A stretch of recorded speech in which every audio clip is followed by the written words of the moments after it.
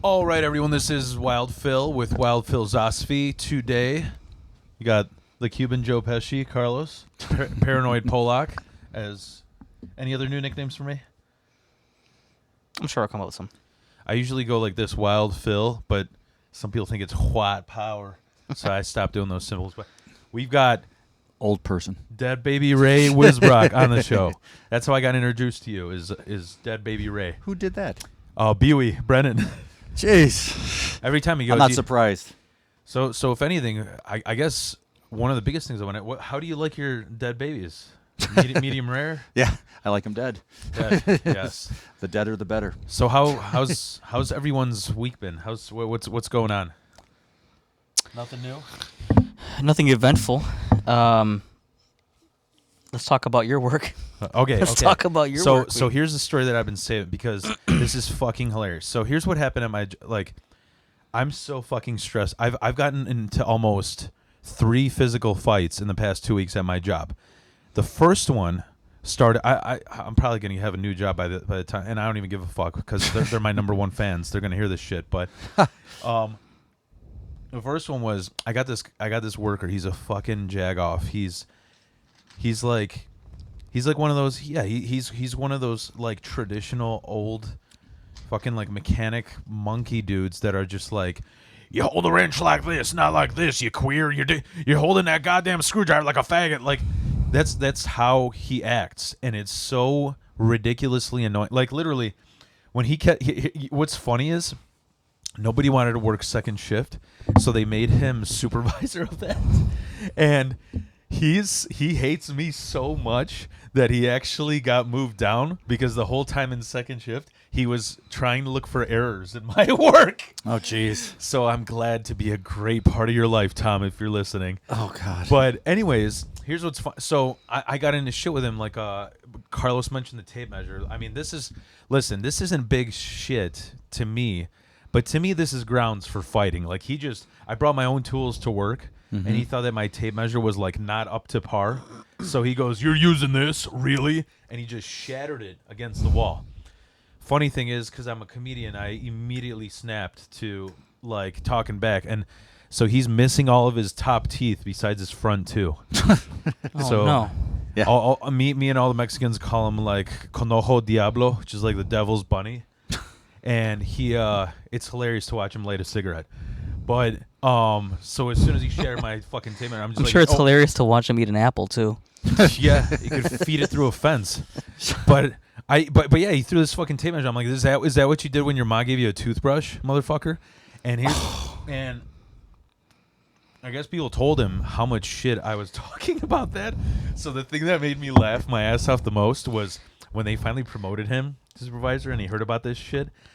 His teeth were black as like as motor oil. And when they promoted him and he heard me talking shit, he had the whitest 2 front teeth because he wanted to be like, "Now I'm professional." Oh, that's the least of his problems. Got them bleached. Yep. I'm trying to think of what other shit happened. Oh, there's a huge fucking debacle that happened where he started vandalizing my locker. He just started writing shit on it. And when somebody did he sign it too? So it was pretty obvious you did it. Yeah, Tom. done by in Crayola Wait, the 2 teeth that he has left, are they bunny rabbit or are they separated? They're bunny rabbit. They're literally the 2 front on the top. Okay. You know what made me laugh? See, you know what's funny is like I was talking When you leave, you should say, "But that's all, folks." Yeah. Well, you know what's funny is like I was talking to people like I'm like, why do these motherfuckers hate me so much? And I think it's because obviously I know I'm weird. I know I'm a little flamboyant as an artist, so I don't fit in. But anytime I try to talk shit, I come back at him, and it gives him a fucking stroke. Like one day I came into the lunchroom. He's like, I think I was telling him this story about how like I had to forge a signature for a stolen car, and he's just like, you know what, you know what, you comedians embellish on everything, and I'm like, bro, you look like a rabbit from Mad Max. You're addicted to antidepressants. You have to ride with a different person each day because he had a DUI. What is there to embellish on? Yeah. Yeah, I mean, I'm just stating the facts. Yeah.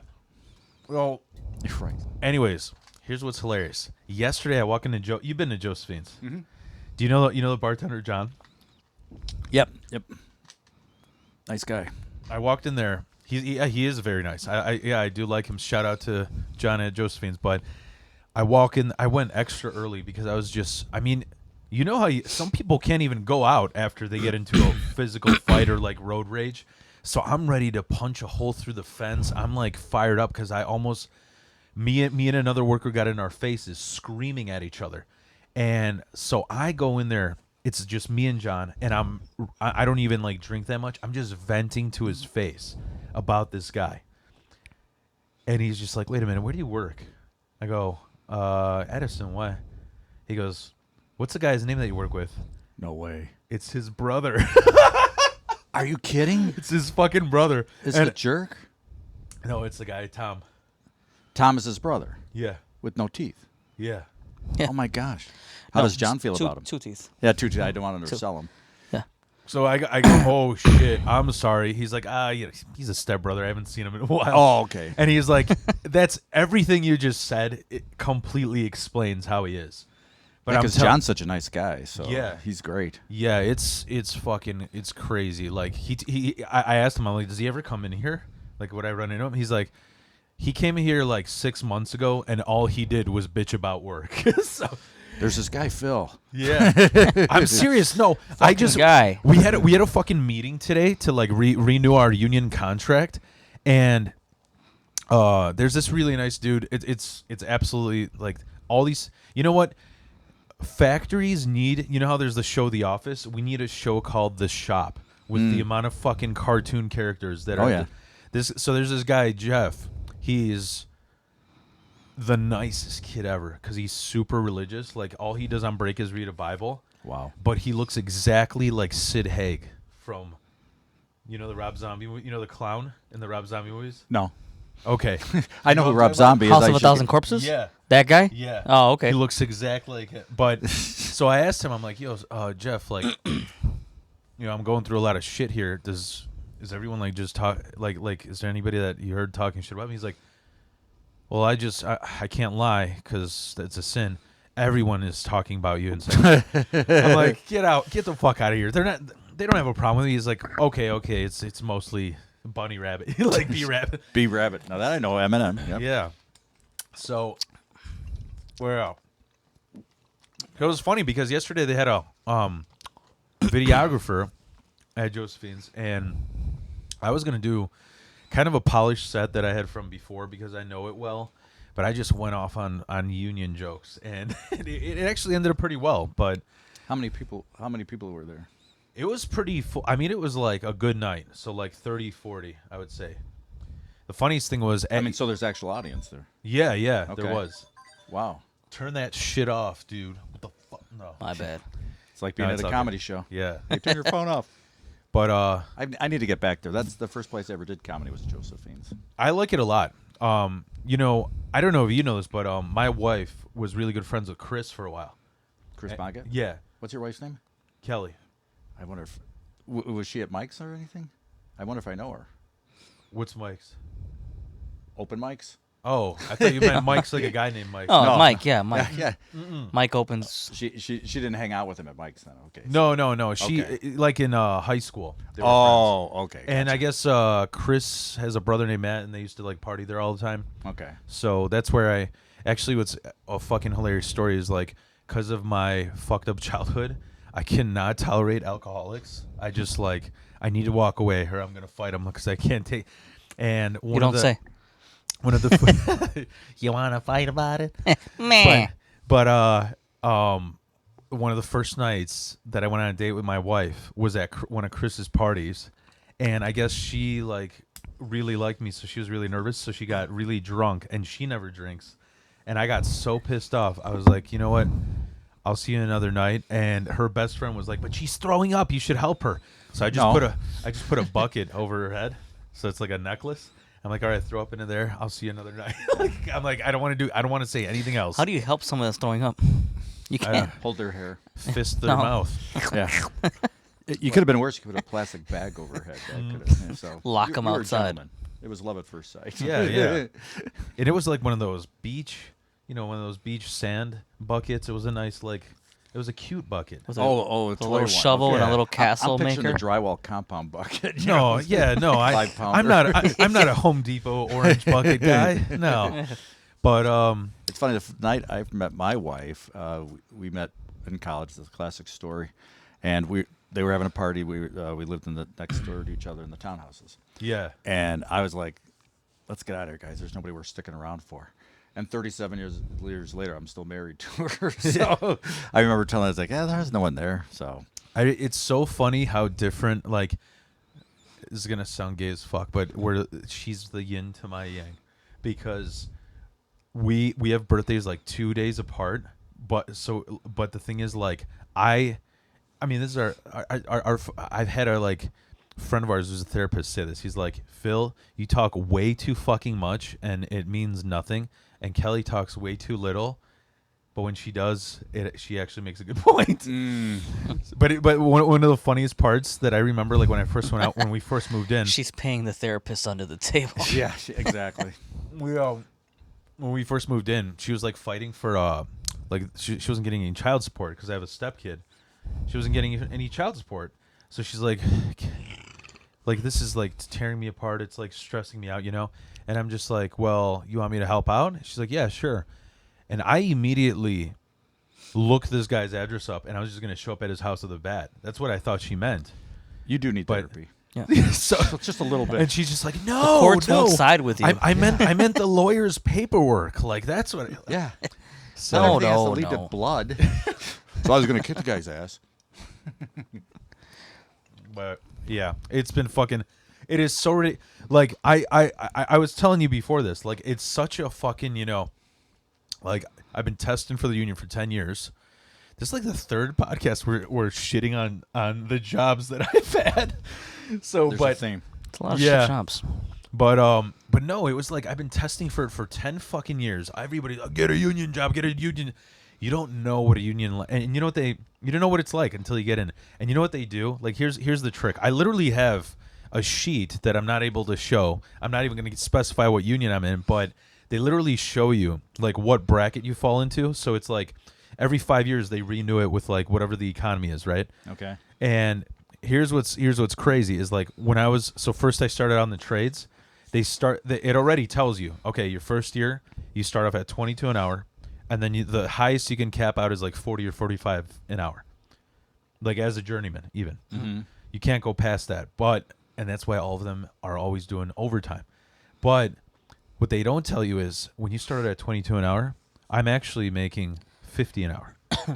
Because what they don't tell you is out of that 50 an hour, you have to put into the school fund, the union hall, the health insurance, the pension, the money for all the board directors. Jesus Christ. Thought I turned that shit off. My bad. I'm supposed to be the Is it- technically is it like a- challenged one, yeah. Diabetes thing going like I gotta your take my blood pill. sugars I gotta take my pills. But My that was my Flintstone excuse vitamins. at Schaumburg Laugh Out Loud when my phone went off. It was my pill reminder. Oh, yeah, I do remember you saying that. It actually was, but I'm always afraid of You should have taken out a fucking thing of Flintstone vitamins. Yeah. Just popped them and be like, all right, we're like good. Sammy Sosa. But yeah, they give you this whole bracket thing, and what they don't tell you, so all and the thing is, you can't opt out of any of this. You cannot opt out. It's a cult. Yeah. So, and the other thing is, what they don't tell you is, okay, you can make up to whatever 30 an hour, but you're late. When I was in the trades, I worked 5 months out of the whole year. The rest I was laid off. So would you rather work at a regular Indeed job for 20 an hour where you're working all year round and you get bigger raises, or would you rather work in a union where you're laid off half the year and like They sneak in those union dues. yeah, it's I do. and nobody wants to like believe me. Like I'm like, dude, I was in the fucking trades. I know how this is. Like I don't know what the fucking but it's just like Well, we were talking before the started. My dad was in the union, carpentry, and same thing. Yeah. Like once the weather turned bad, so he was off 3 months. Yeah. of the year. Off work. You Yeah. know, right? So like, is there gonna be Santa Claus this Yeah. year? That's all I Oh, cared and you about. know what else? Well, we took in guys that were carpenters in the union, and once work laid off, they were limited lists that they can put themselves on to get work over the winter, and it fucking sucked. Like they sell you on the guise of like the unions are gonna protect you and defend you, and they're really not. They don't give a shit about you. I mean, I'm not anti-union. I'm not pro-union. There's definitely a lot of good things about it, but Yeah. It really depends which one, you Right. know. Well, I was saying, I when I was in high school many years ago, so obviously I had to join the retail workers union. Like, this is my summer job, okay? I'm not, you know, why am Retail I workers losing 30 union? cents an hour, you know.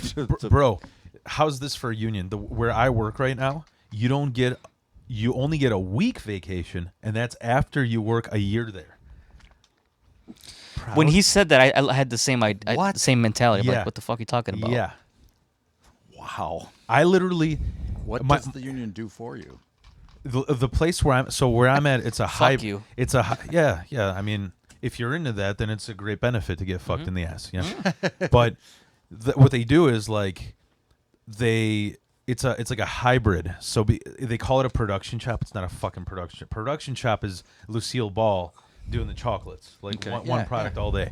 We do all different things, so it's fabrication. We should be getting paid more, but because it's a hybrid, we pay union dues, and the only thing we don't get pension, we don't get health insurance, all we get is union representation. None of the good stuff. So if you grab another guy's ass, they'll represent you. They'll they'll be like, he It was almost just incentivizes you to do it. So at He least was you get kidding. something He for was your kidding. money. He was joking. It's like, as long as I got to it- pay the dues, I might as well grab his butt. it was a coach move, like good job there. You know.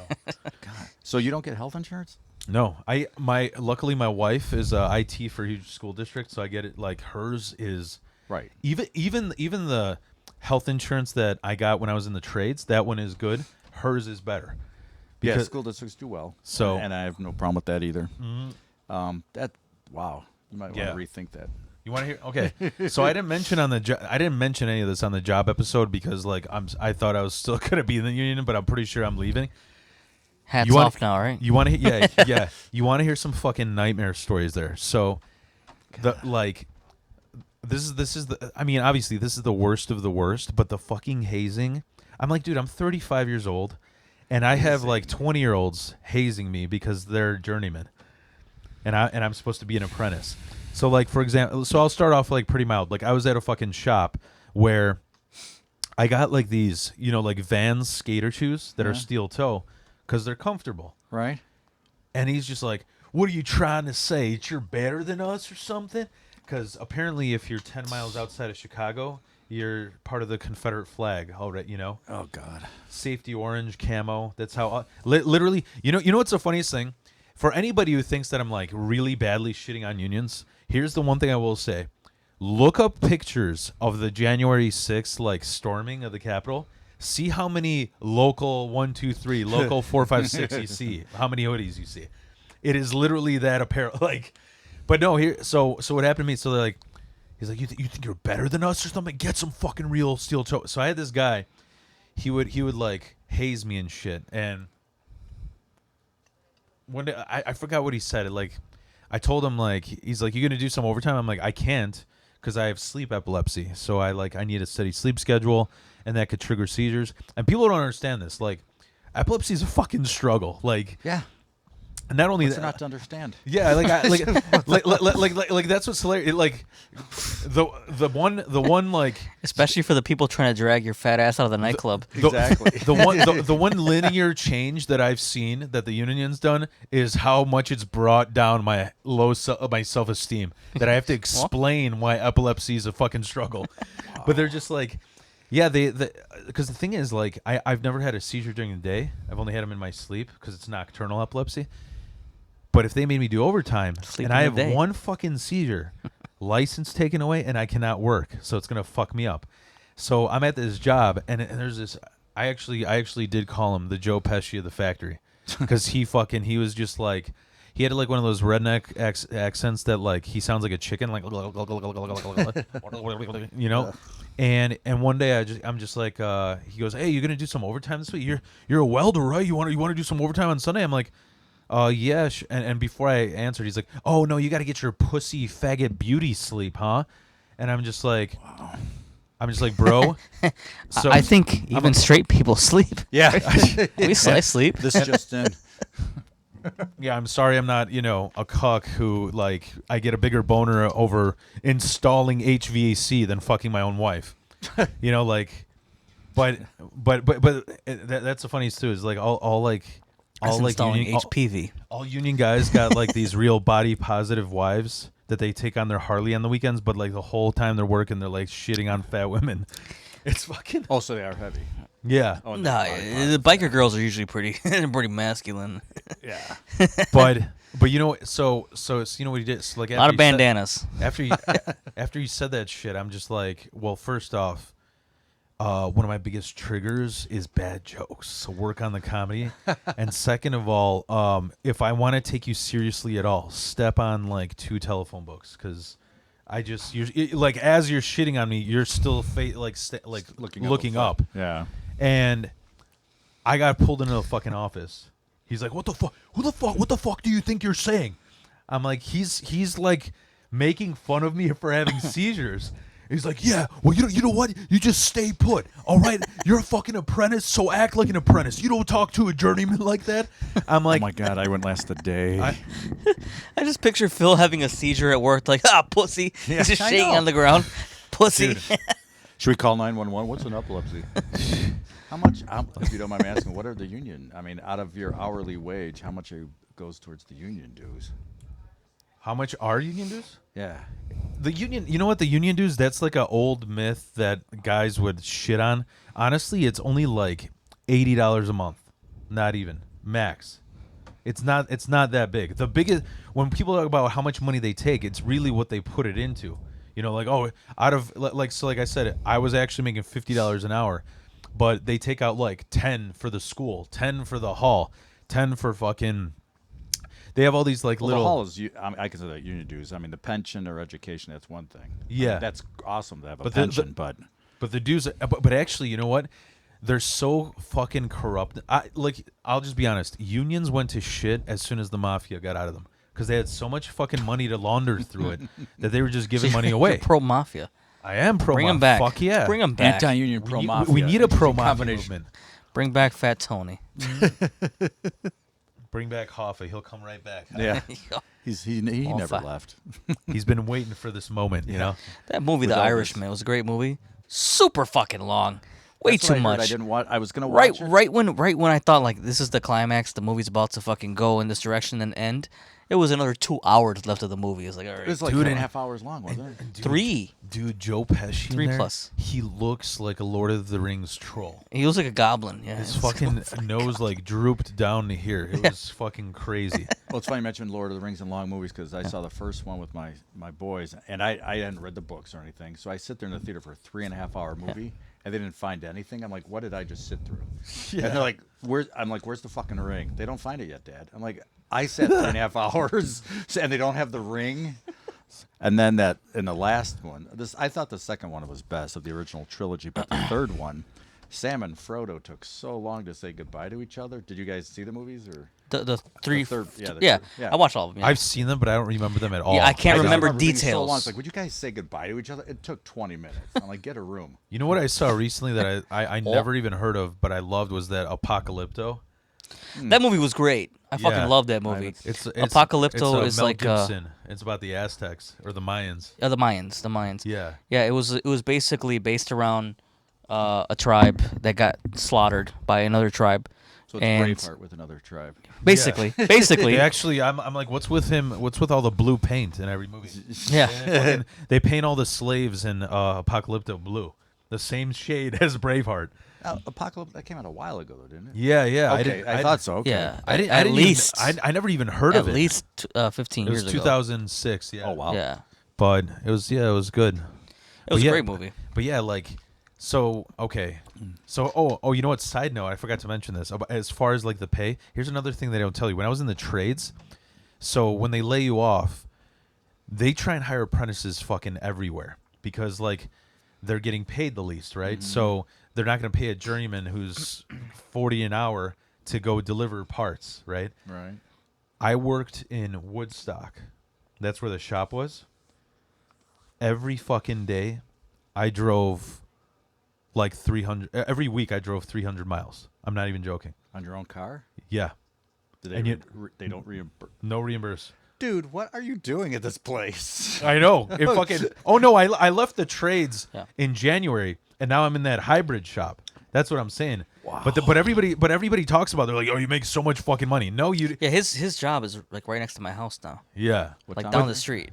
I'm in it's like Addison. Fullerton and 53 Oh, Addison area. by that Porter Pipe or whatever. Okay. But yeah, when I was in that trades, it was like, all right, like I started like they lay you off and then you got to like recalibrate to a new shop, whatever. And they're just like, I'm like, so what time do we start? He's like, I'll email you. I'm like, okay, at the shop. He's like, we'll email you. We email you every day at 8 p.m. I'm like, what the fuck does that mean? I'm used to working in shops. He goes, all right, Monday we want you at 5 a.m. in Kenosha, on the border of Kenosha and Illinois. On Tuesday we need you at 5 a.m. in Joliet. Wednesday we need you at 5 a.m. on the border of Iowa. I'm like, are you fucking kidding? Like, what? Okay, if you're out there watching this, please help Phil get another job. He's willing to do anything pretty much at this point, I think. It was, That's insane. That disrespect to your personal time. That you're gonna take 2 hours out of your time to commute to the job. Well, one I mean, I day just think it- and an hour the next day. Most any full-time job these days offers insurance. yeah. I mean, even Yeah. Target. Well, people, well- I mean, retail jobs offer insurance now. well, what I was so saying the is fact like, you're not getting insurance is the thing. I mean, I'm a. But there's family guy, so also it blows me away. a range in which you're willing to work. That's if you go beyond that, at that point they have to compensate you somehow. Like if you work and you know you're an hour away, that's just something you committed to. plus, But when they're getting you to travel an hour, 2 hours, whatever, at some point it's like, okay, well today we have to compensate you because you're traveling 2 hours Right, before you to get the to the job, job, before you even get to the before job. you're paid. Yeah, It's because like, they don't. fuck the you. clock doesn't start until you're actually on site yeah, too. Yeah. So if I have to be at 5 a.m. by Kenosha, I'm actually getting up at 3 a.m. to drive. And it's like, and I'm getting paid an apprentice wage. Not only am I getting paid an apprentice, here's the other thing that's fucked is like, I didn't know what job I'd be going to. So one day I showed up like just dressed like this. I came out looking like a fucking mud creature because I was caulking all day, ducked, and it was all dripping on me. I didn't have my own construction hat, so I had to. So let's talk about if you want to hear about some of this hazing shit. Oh yeah. Yeah. Tell me more Oh about yeah. hazing. Oh yeah. So this fucking guy, this guy that they took me in the office because I told him that he's got short man syndrome, whatever. They're like, you can't talk to fucking journeyman like that. So I'm like, well, I literally told the boss, I'm like, what do you want me to fucking do? How do you want me to react? He's like, you just take it. So, wow. Because I'm a comedian and I don't give a fuck. One of my biggest, I love being awkward, like because one of my biggest influences is like Tom Green. I just started being extra nice. So I was just like, hi, how are you? How's it going, buddy? And then one day he's like, they're going through all these drills, like DeWalt drills. And because some of them were fried. They're meant active shooter drills. Or something. Yeah. They're shooting at me. Like, Yeah. all right, Phil, it's time for hazing. Yeah, it's just hazing. Take the it. desk. Yeah. You're, an You're from apprentice. Chicago, right? You're used to this. Yeah. That's the other thing too. If you tell them you're from the city, they fucking treat you like you're black in the 1950s, straight up, because it's all fucking rednecks. Everybody that I work, so that shop that I'm talking about was this one that like the one that I'm talking about with this hazing was in Plainfield. They were all like 40 miles south of Plainfield, like fucking Morris and Sandwich, like. Kankakee. Yeah, Okay. there was. You know what made me laugh my ass off? It's this redneck that one of the guys there. You know how everybody like because of how much they lay you off, you got to have a side hustle. His side hustle was he had a pigeon lottery, What's that? a fucking carrier pigeon lottery. So they would Carrier pigeon. Yeah. Phones exist. So they would fucking tag pigeons' legs, and each pigeon costs like I don't know $1,000, and they release like 200 pigeons, and whoever pigeon makes it there wins all the money. Oh my Makes God. it where? So there's all these makes it to like from point A to point B. Whoever makes it first wins all the money. And he was telling me how there's all these fucking rednecks with like spatter burst shotguns in bushes trying to shoot other people's I was going to birds. say, yeah, that sounds like it was real fair. Poor pigeon. How can you see a fucking tag that high? Like, Yeah. Well, It's his. No, don't shoot. That's mine. Yeah. just scattering breadcrumbs. Yeah. So okay. So this guy's this Old short, lady feeding the birds. Hey, you're fucking up my fucking bag. Yeah. We want him to get racing. Shirazi ate the head of mine. Yeah. Like, but so so we're throwing out all these fried drills because some of them were fried and they weren't, we need to replace them. So he's throwing them a foot away from my head, like into the guard, like just he's like, hey, this one's for you, Phil. And I just kept acting like weird. I'm just like, awesome. Actually, I have a collection of broken drills. I would like that one. Pulls me in the office again. He's like, now what the fuck are you doing? Are you You're acting kidding? fucking weird. Oh my god. I'm like, Who goes through drills? They were just doing an audit of the whole shop, like whatever okay. broken all tools, And I'm just like, I was acting nice. He's like, you're acting fucking weird. What the fuck is? I'm like, so what do you want me to do? And luckily by that time they laid me off. And here's the funny thing. Here's how they if you don't work overtime, they just lay you off. You have to work whether you have a medical condition or not. They just fucking lay you off. Wow. And so. With no benefits. Yeah, as we talked about earlier. So here's another hazing story. The guy that I worked with there, here's what he told me. So you have to buy, I'm not even joking, like I think it's like $1,200 worth of tools for a union school with your own money, and you have to buy the exact ones that they show you because they're the exact ones that they use. So he was an apprentice. He bought $1,200 worth of tools.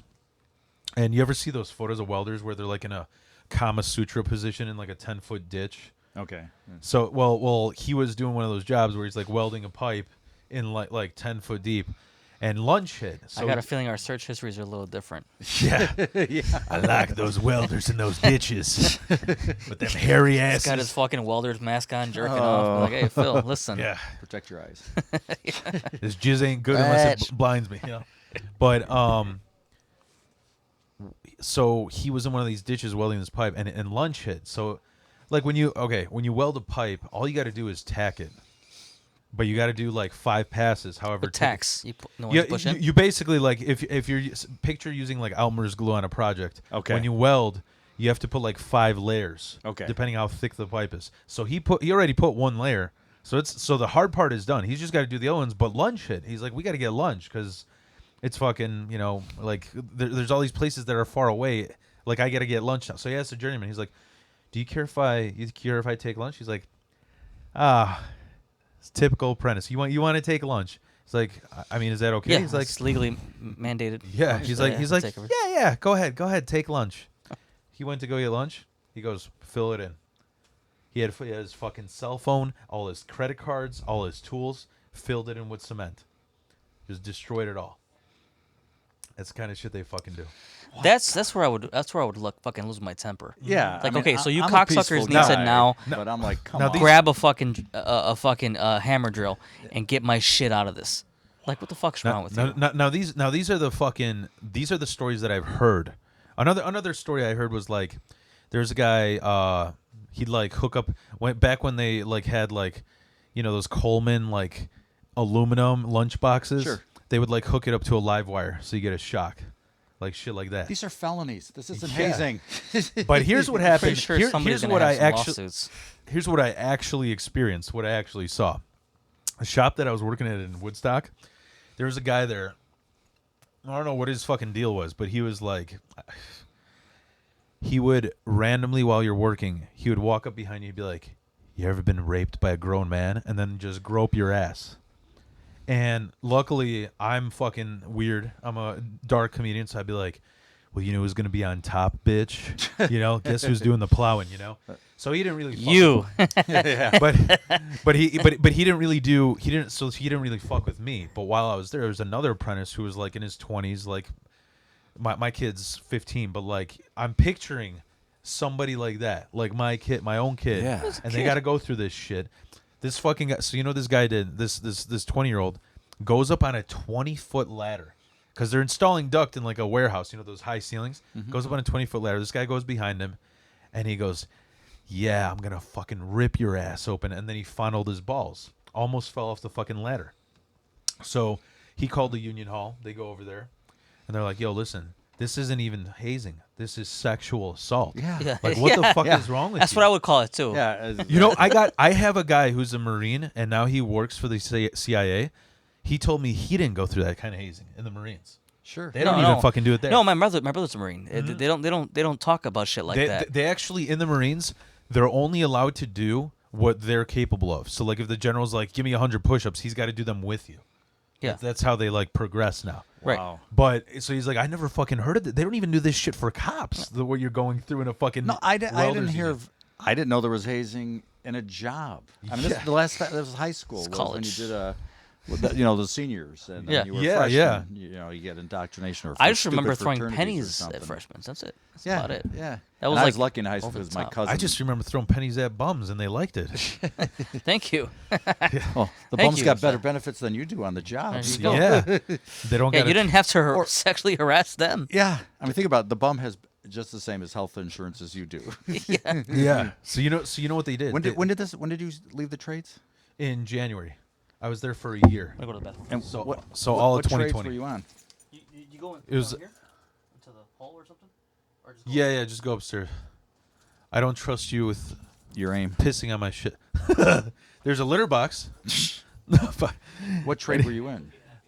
it's sheet metal. I'm not going to specify anything else. No. 'cause- But okay. But 'Cause it's- I have a friend of mine who joined the electrical union, and he was an apprentice in that. And he said, yeah, you got to buy your own tools. But he was comparing it to college, and he said, Yeah. you know, I'm going to be making money while I'm working. You know, after I pay for my tools and that. And I'm like, yeah. I mean, there's people who have the aptitude for that, and Yeah. they should encourage more jobs like that. But I mean, this hazing thing is ridiculous. Yeah. I mean, And you know the other thing too. So what happened was they called the union hall over, and they're like, this is sexual assault. Yeah. Right. As soon as the union hall left, they hazed him out of there. They're like, you're a fucking rat. This is tradition. what happens in They're throwing wrenches at him. They're throwing tools at him, and he fucking left. He quit because that's the kind of shit they do. It's crazy. I'm not. You know what? I do jujitsu. If we were not on the clock, I would diagnose you with epilepsy because I'd fucking put you into a seizure in 30 seconds. Like, I mean, I don't advocate leaving jobs before you have another one, but this case, I especially since you were saying you're in a position where you could possibly, I'd be like, I'm out of here. yeah, There's no need. There's no need. I mean, now it's you know what it is I just don't. I know when I don't fucking have like what's it called? Like I don't bullshit when I'm wrong, and I don't have any like ego to say that I just don't fit in with these people because these are a lot of them No, are 'cause fucking you're human. rednecks. Like literally, and you know what's funny is like because I didn't want to. Here's another funny story. We're sitting at lunch. There's this one redneck that I These work stories with. aren't funny. They're sad. Yeah. but what's funny is like because I don't want to be a fucking rat because then they'll all turn on me like this groupthink bullshit. So we're sitting at lunch and this one redneck because there's all this Kanye shit that's going on. He starts arguing, saying he's like, and the funniest thing is he has like a speech impediment. Talks like this. He sounds like you're stirring a bowl of oatmeal when he fucking talks. So it's like, dude, please have a glass of water. But he okay. The week before, Why are your conversations so wet? the week before, he's arguing about like I was pitching some of these union jokes, and some of them was about cousin fucking. He's like, well, actually, once you get to the third cousin, it's not that detrimental. He's like, I'm like, Oh my god. okay, It's Third. scary when they've researched it. Second. You know? Yeah. and I mean, I'm not anti-cousin, but I'm just saying the fact the guy knew it off the top of his head is pretty scary. knowing him, he didn't use a condom or do anal. The you could see it in his lazy eye, but anyway, like he. I bet he's great at finding parking, though. Yeah, right. You don't know which way he's looking, so you got to be paranoid. But so that was the first. Then a week later, we're talking about this Kanye shit, and he's just like, slavery it wasn't actually that bad. By whatever he's like, by 1880, a lot of the blacks were just chopping down trees, and that's an okay job. And I heard it was pretty cool, actually. yeah, From a lot of people. So here's the thing. Because I was like, this guy. How does this guy have a job here? What can I do? What do I do? I can't sit here comfortably and not do anything about this. Right. So I was like, I drag him to like the fucking worst fucking neighborhood in the city and be like, all right, go ahead. Tell me what Tell you're him what saying you again. told Yeah, me yeah. back Yeah. Tell me your view on slavery again. well, no. What I did is I go, you know what? I think you're right. He's like, they didn't have it that bad. They actually, some of them actually had better deals than we do at this job. And I'm like, well, you got a point there. that you can't disagree with, because your job's so bad. But And so I actually here's the funny thing is Less sexual harassment. Less. what I told him, I'm just like, 12 years of union, right? But what I actually told him is, I go, you know what? I think I'm gonna go. You got a fucking point. I'm gonna go to the boss. I'm gonna go to the hall, and I'm gonna go to the boss and HR, because I wonder if I can still have like slave status at this company. It sounds you sold me on it, you know, and they're just like. You're fucking trolling him. don't do this shit. Like, you're trying to indirectly like report him, and I'm just like, well, what? I don't, dude. people have been fired for less. I mean, you think of the things that, the My- so-called cancel culture. It's how these people are allowed to exist. I know. My brain is burnt out knowing that No. these people exist. It's Yeah. just like, I mean, I don't get heavy into politics, but yeah, I couldn't even imagine. I know You're it's. seeing the lowest form of humanity every day. I got fired because I showed up late to work 3 days in 1 week. That was years ago, but I got fired for that. Oh no, you know how it works. I see what- yeah, I see what you're- I have yet You to know- ever you wanna grab an know- ass or Right. suggest right. rape. So here's the funny thing. Suggest rape. Here's Was the, this a suggestion? so like It's up to you. so you think it's bad about this like whole sick day and the 1 week after a year off? Here's how bad it is at the company that I'm at. They say each day that you miss, you get 2 points, and when you reach 16, you're fired. So each day each day you get late, you get 1 point. So I'm at 9 points, and guess what? It doesn't reset at the beginning of the year. Yeah, that's it's What happens if you ridiculous. get fired? Do you get? Can you apply for unemployment? You should be able to. But usually you would, but I'm saying because No, of the crazy actually, place you if would. you get fired from a job and it's from being late or not going to work, it's considered misconduct, so you actually Okay. can't collect. Yeah. So you it's can, gotta be okay, laid because off. I was gonna say at this point, you just show up late 5 more days. No, Yeah. My you have a math is better bad, 6 chance more of days, collecting 7 days. unemployment if you just show up to work and just start fondling asses at your job. Yeah. Until someone gets uncomfortable. They're like, You know- we you know- can't talk about it. We don't want people to know that there's gays here. You Fondle some asses, get fired, collect unemployment for a while. Think about it. Yeah, no, what I work with this guy. He's the oldest guy there. He's got fucking Doc hair. It's just white and it's sticking out in every direction 1.21 gigawatts. Oh, Doc. Okay. from fucking Back to the Apex. Future. And he sounds Brown. like this. He dresses exactly like Boomhauer from fucking King of the Hill. King of Yeah. the Hill. Okay. Like that The orange government's hat. corrupt, Hank. Yeah. Yeah. And he sounds exactly like him. Like and the funny thing There's is a like, Native American guy fucking his wife too. but he fucking okay. So he while he's watching in the Another corner, tangent. jagging off, but he works. So you know what a press break is?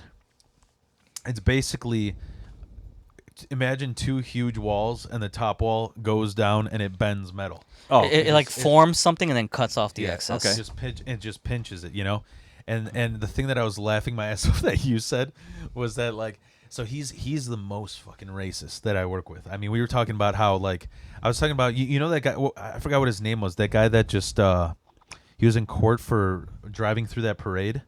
He was like, Oh, yeah, the up dude in- who had the staring contest with people, like Yeah, intimidation yeah. shit. yeah, he's like shitting on the judge for hours. I don't remember his name, but I know who you're talking I don't about. remember the name, but it was up in the Milwaukee area. Yeah, so we were talking about that because we're just bullshitting at lunch, and he's just like, if it were up to me and it were in my town, we would already have hung him from a tree. Like that's the kind of shit he's at. And the reason, like the thing that made Did he realize? I'm the guy glad who you're did with the times. driving We was have white? lethal injections now, The guy right? was white who drove in the parade, wasn't? no, it was a black dude with dreads. Oh, okay. But anyway, but anyways, Even like, even we don't have gallows anymore. Yeah. we have lethal injections Like- and other methods.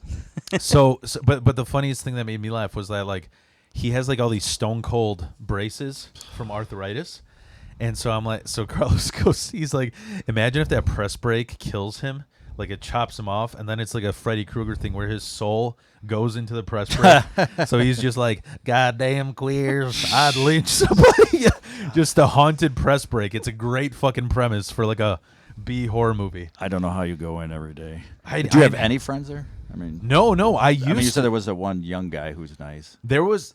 Or is that the Bible guy, or is that a different place? Yeah, the Bible guy is nice, but he's in second shift. I had one guy that I was like okay friends with, but the thing with him is like I found out why, because what what I realized is he'd always be nice, but as soon as somebody came in like fucking B-Rabbit or whatever, like he would like gang up on me with them. Like I was like the kid, the nerd in the high school or some Right, shit. right. Yeah. He's like codependent, you know. He's the guy that stands behind the alpha, like fuck that guy, you know. Yeah. And, Yeah, what he said. and what's funny is like when I was standing up to these other guys, he was on my side. So he's a little bitch. He's looking for a pocket to hold, you know. And so Hold my pocket. Yeah. More than a pocket, yeah.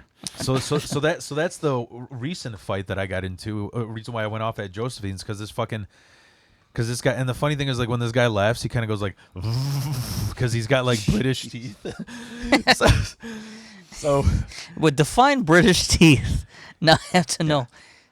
I mean, he's got like those the extra teeth go in that come out different of the top of the guns. Yeah. Yeah, they Extra go little different chiclets. Yeah. Yeah.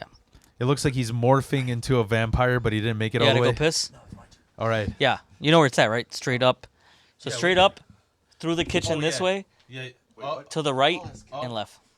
Up, right, and right. Right. All right. Oh yeah. So what's your plan, man? Are you like anticipating leaving and going back into welding? Are you trying I to don't leave know. there and go back to Jewel? So the thing is, I guess we could keep talking. I guess Yeah. so. I used to be in all these shitty fucking. I guess we'll talk. I'll mention this. We'll pause. Yeah. I'll mention it. So we could splice it right. It's whole music. Yeah. Oh, I was gonna tell you. So the 19th is my jujitsu buddy. Yeah, you text me. Willing to be on. Let me know if if you're cool with that. It should be good. This weekend is the one where I gotta get together with Amanda because our anniversary. Yeah. So I planned the whole thing, got like a hotel room and shit, disrespect the room, stuff like that, Yeah. and do that. Next Thing- weekend Thing is, should be nothing. we could do it. He wants to do like around 1 p.m. on the 19th. Oh shit! What day does that fall on? Saturday? Yeah. I have to bring my kid. That's fine. You could, Yeah, I just wanted to let you know, like, he's probably gonna be But upstairs. if that's okay, I wanna let him know because he's like. waiting If for it's that. early, then that's not a problem. Yeah, I can come Saturday early, and then have him do his thing upstairs, And and you- like and you- and be you on can his do like it with little Amanda phone or later. something. Yeah, no. If she's still coming, chances are she would be coming later on. Yeah, yeah. So That's why I was saying it'd be like because he does jujitsu every fucking day. Yeah. So it'd be between like 1 and 5 is when we shoot it. But Yeah. if that's cool, is it okay that I tell him that we'll do it 1? yeah, no, that should be good. That should be I fine. don't want to like pressure you. No, that should be fine. That should if we're talking about 1 o'clock where it's not like 9, 10 in the morning shit, fine. And if it's not 5, 6 o'clock because that's when we go out and do our thing, Yeah. then that's fine. Like 1, and let's say we're on for like 2 hours or whatever, it's still fucking good. Because 3 o'clock, Yeah. we still got time to do our own thing for the day, so it's all good. Why are you staring into space? Are you tired? No, I'm just stressed. Trying to get this fucking. Well, hopefully, man, you find something that you can do, and then you can slowly transition yourself out of that fucking place and go somewhere else. You know where I really want to go? Before I got in the union, I worked at this place that I loved. It was called Matsui, and they just unboxed and boxed up factory machines in Japan from Japan. And that's all I did is I just uncrated and created boxes. Dude, they start at 9 to 5. That would be perfect for like the comedy schedule. So wait, are you building like wooden casings for these things? So okay, they have these like factory machines that are like the size of a short bus. They're fucking huge. Some of them are the size of like a sedan, and they don't have the same OSHA rules in Japan as they do here. Right. So they it was my job to unbox them, and then they would hook up all these like a siren, like safety yellow tape, Gotcha. and then I box them again. Right. The funniest part was our boss. He would eat crackers all day, and once in a while, because it's getting shipped from Japan, there'd be geckos in the box that we just put on his fucking crackers. Like Geckos? Yeah, like dried up. That's awesome because they're coming from out there. Yeah. So, okay, I'm gonna put this over here. But yeah, so you asked me I mean, the reality is you could walk into an Amazon warehouse tomorrow and make Oh, as yeah. much money with health insurance, with vacation Yeah, time. yeah, absolutely. I mean, there's a warehouse up in Palatine. So, The terrible Carlos- thing about fucking Amazon is they treat you like a fucking minute slave. Yeah. Like you walk away to go take a piss, and they're like, "Where is he at?" Because my mother worked for them for 3 years. I've heard horror stories, Yeah. but it's still a step up from where he's yeah. at. I mean, it's a step He's up not from getting working with the fondled. KKK, okay? Yeah. Or is people joking? Have you ever been raped? No. No. You know what? Really, I mean, I'm crazy, and I would never go up to say, "Hey, have you ever been raped before?" Even in the porn industry, there's consent. Yeah, there's consent. A little bit. You know what fucking shocked me was like when people would get COVID. Okay, so I get COVID, and you're supposed to, I got COVID, and you're here I'm gonna tell you the most hilarious fucking story. So I was at that shop, the shop that I'm at now, and they have a seniority system. So all these fuckers like B Rabbit and Vampire British Teeth, they're like a Little E Honda. they're like, oh yeah, and I forgot to tell you about Ihana. Yeah, I work with this obese Vietnamese guy. He's just an overconfident fucking nerd. He looks like a walking biscuit can that like because he like gained 100 pounds, but he still thinks he could fit it in his old clothes. Oh, no. So his belly's just hanging over, and he's just like he literally like me and him have the relationship of like Hank and Con. Okay. And fucking like he just walks up, he's just like, "You fuck up everything, don't you? You piece of shit." And I'm just like, "You're in shipping, bro. Why are you like stay in your fucking lane?" You know? And then and the funny thing was like one day I told him, I'm like, "Hey, if you want to talk shit, let's go roll at an MMA gym. Let's go. Let's go, man." And he got so mad. I guess there's like a Marine in the office, and he's just like, "Oh yeah, try and see that to so and so. He'll fuck you up." And It's I'm not just about like, us. It's about Yeah, me yeah, and you. exactly. Me and you. and I was just like, He's "Why?" not being a jerk. I know, and I was like, "Why would he fuck me up? I don't even know him." And he's just like, "Cause he's a Marine." And I'm like, "Well, I was in ROTC, so I definitely got the same training, and I'm in jujitsu. So, and why am I fighting somebody that you're instigating?" Like, Right. anyways, so It's like my movie, My Bodyguard or something. but here's Wait the, till I get my dad. Yeah. yeah. God, I haven't heard that one in years. That's literally like that's how he acted. Like he's. Anyways, so here's the funniest fucking thing. One of the funniest things that happened was I got COVID right when I was arguing with this company because remember how I told you like it's a seniority system. Mm-hmm. So all those motherfuckers, they would like, they're gonna move you to second shift. They're gonna move you. You're not gonna be able to. I'm just like, no, I'm not moving because I have a medical condition and I have papers for it. And my fucking doctor is so great. Phil's working with like bullies from like Disney I know, family movies I and shit, know. like Air Bud and shit. but so Because they're clowns. They're gonna get you. So Okay. what's hilarious is Great. like I got the union involved so that they can represent me. That's the only thing my dues go to is this representation. And we're sitting in this fucking room, and dude, the day that we had this meeting, the COVID fucking hit me. Like the symptoms hit me. So I had a fucking Val Kilmer voice like this. So here's the funny thing. I'm sitting there with my boss, who the main boss, he's a fucking backstabber. He's full of shit. He looks exactly like Wolf Blitzer too.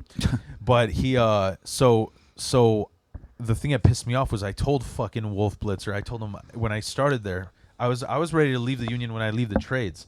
And I said, "Dude, I got a job lined up." I don't know if you ever seen Palatine Welding. It's by the train tracks in Palatine. Okay. I had a job set up. They're like, "You're starting tomorrow at 8." But the union was like, "No, well, we have these production shops. You don't have to be in the trades, getting told that you're going to get raped in the ass driving 300 miles a week." I'm like, "Oh, that sounds great." So I'm like, "I'll give it a shot." And I told fucking Wolf Blitzer, I'm like, "Listen, I got a fucking condition. So if you're not able to deal with my medical condition, I have a job lined up. Do not hire me." He's like, "Oh, we could work around it." So then I go there, and then he's trying to put me on second shift. He's like, "Oh, actually, we're going to start putting on people on second." And I'm like, "Well, I told you I can't, so I'm not going to." He's like, "What's going to happen if I don't?" And he's like, "Well, then we'll terminate you." So I get the union involved. I'm in this fucking meeting room with Wolf Blitzer and fucking the union guys, and I'm just like, I'm talking to him like, I told you I didn't need this job, and I got a job lined up. I'm yelling at him with his voice, and the first thing I said, I go, I flick them out. I go, I was ready to leave the union, and I said, fuck you guys. I didn't want to do this because I was in the moment, and I have fucking COVID.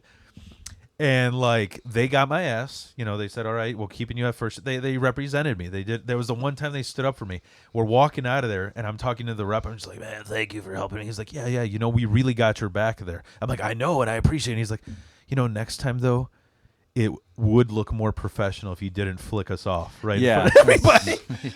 So, is that Palatine job still a possibility? I mean, I know there was a year ago. it is, but I don't even know if I want to fucking do this welding shit anymore. I don't mind working in a warehouse. I don't mind and I have a college degree. I never. Do you have a CDL by any chance? I don't, but I know they have a lot of free training for like bus drivers. CDLs get paid pretty well.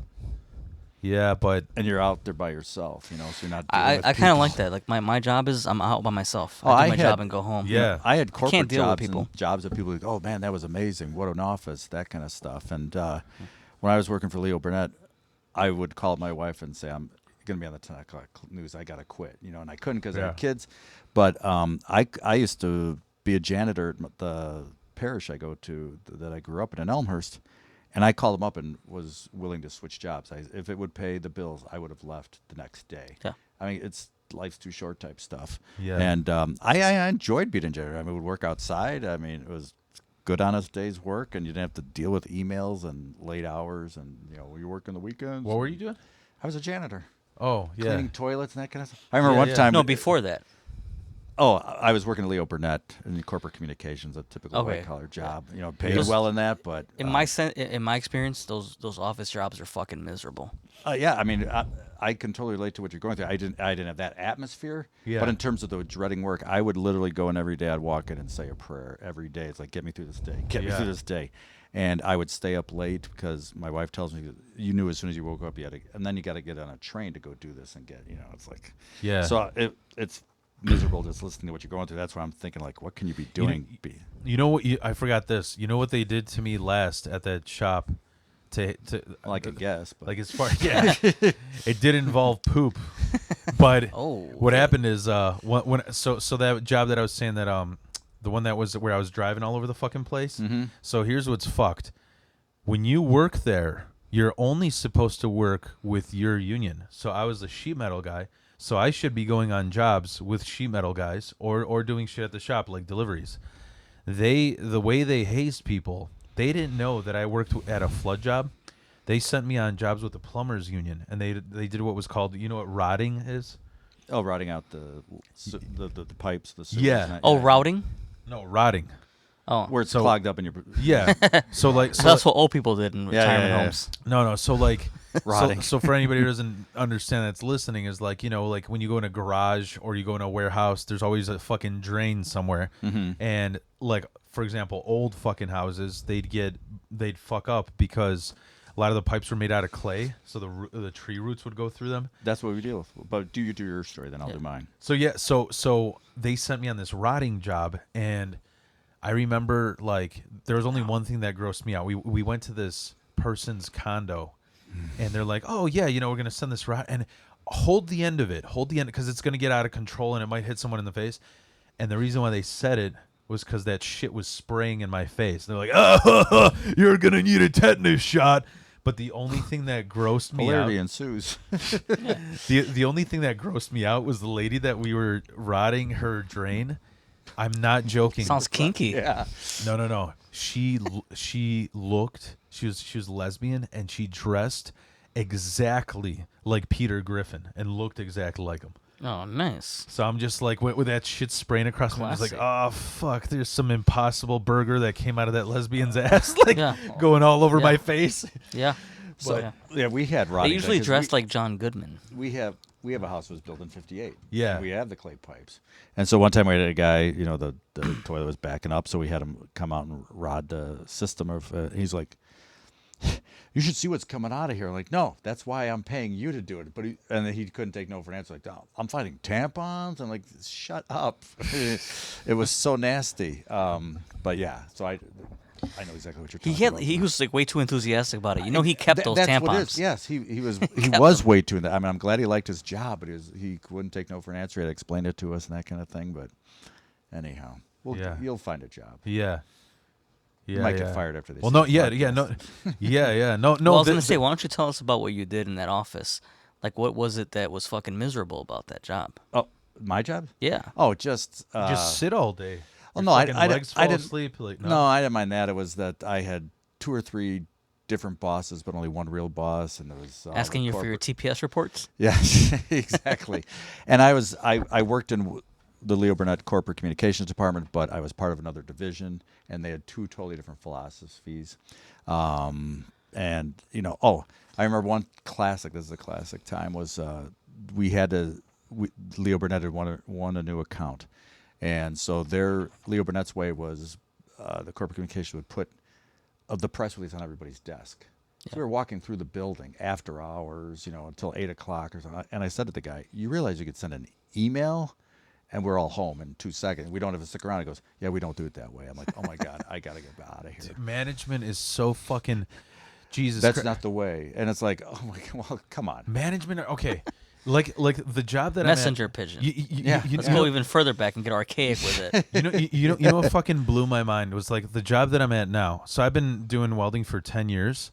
Every place that I worked at, you had to provide your own gear, everything, tools, welding helmet. Like That's fair. I get that. It is. Yeah, okay. I worked all with your like, own shit. I worked with like fucking old ass Drills, like, welding equipment, ball gags, all your own stuff you had to provide. I worked with these old ass fucking Polacks who they didn't know where to get official welding stuff, so they'd be welding with Elmo oven mitts because they didn't know where to get those gloves. Oh my gosh. And the company wouldn't they'd be like, I'm sure OSHA approved. Yeah, not exactly. But so this job, they don't want to give you any fucking raise. They don't want to pay you like bare minimum what a welder should get, but they give so much. These motherfuckers, like when I used to have like a jacket, it would last me like 4 years, and they get a new jacket each week. And I'm like, dude, if you just like monitored what you spend money on, you might be able to get people more hourly. Right. I mean, did they take the old jacket from you then? No, you just throw it out. I mean, do you have to throw it out? I mean, you couldn't sell it on eBay or Craigslist. Oh, you could. I'm trust saying, me, I thought of it. Yeah. I mean, that's a side hustle right there. Yeah. They I can't believe how much. Anyways, I've been ranting so much about these of my own jobs. Let's talk about Ray. No. So first off, I want to know, like, how did you become Dead Baby Ray? I want to know, like, what's. First of all, I'm more than Dead Baby Ray, okay? Yeah. I'm just wondering why did Brennan tell me, like, what's. Well, because I do dark comedy. I do what I call intelligent dark comedy, and so that's where you get the reputation as Dead Baby Ray. But I do any kind of dark comedy. Yeah. But they glom onto the dead baby stuff and that. But like I said, I do intelligent dark comedy. I try to make sure there's always a punchline. I'm not trying to shock people. I'm just trying to make people laugh, just like everybody else, except for you better not be a poser. Did you ever actually abort any babies? No, I've not aborted. Oh. Yeah, I know. No. I've convinced people to abort. Exactly. And I do that joke about helping pay for it because they get the rewards points on my So not even like an old stored placenta that you breathe heavily over as you jag off? That's the thing these days that, so many comedians speak to their truth, and that's fine if that's the way they are and that kind of stuff. But if you're trying to figure out, I mean, for me, if you're trying to figure out who the real Ray is from my comedy, you're not even close. If it's funny, I'll say it. Okay. And, I am a religious guy, and I check my material with God, and God's like, yep, I'm fine. Then I don't care. It's working out well. It's carved out a niche for me. How long have you been doing comedy? I started at Josephine's in July of 2018. Okay. And I didn't tell anybody that I was doing it at all. And so my wife called up. I was like, yeah, I got to run some errands. And she called up and said, where are you? I said, I'm about to do stand-up. And like I said, I hadn't told him. My heart was racing like crazy. I was just. It almost reminds me of like the Amish guy in Kingpin who's like bowling. Yeah. Not letting anyone know. Like secretly and quietly. Yeah. And he got Munsoned. My heart was just pounding like crazy. I mean, Josephine's. It's a former strip place or something, whatever it was. I'm like, what am I doing here? I'm the oldest guy. I didn't know that. I thought there was a pole there.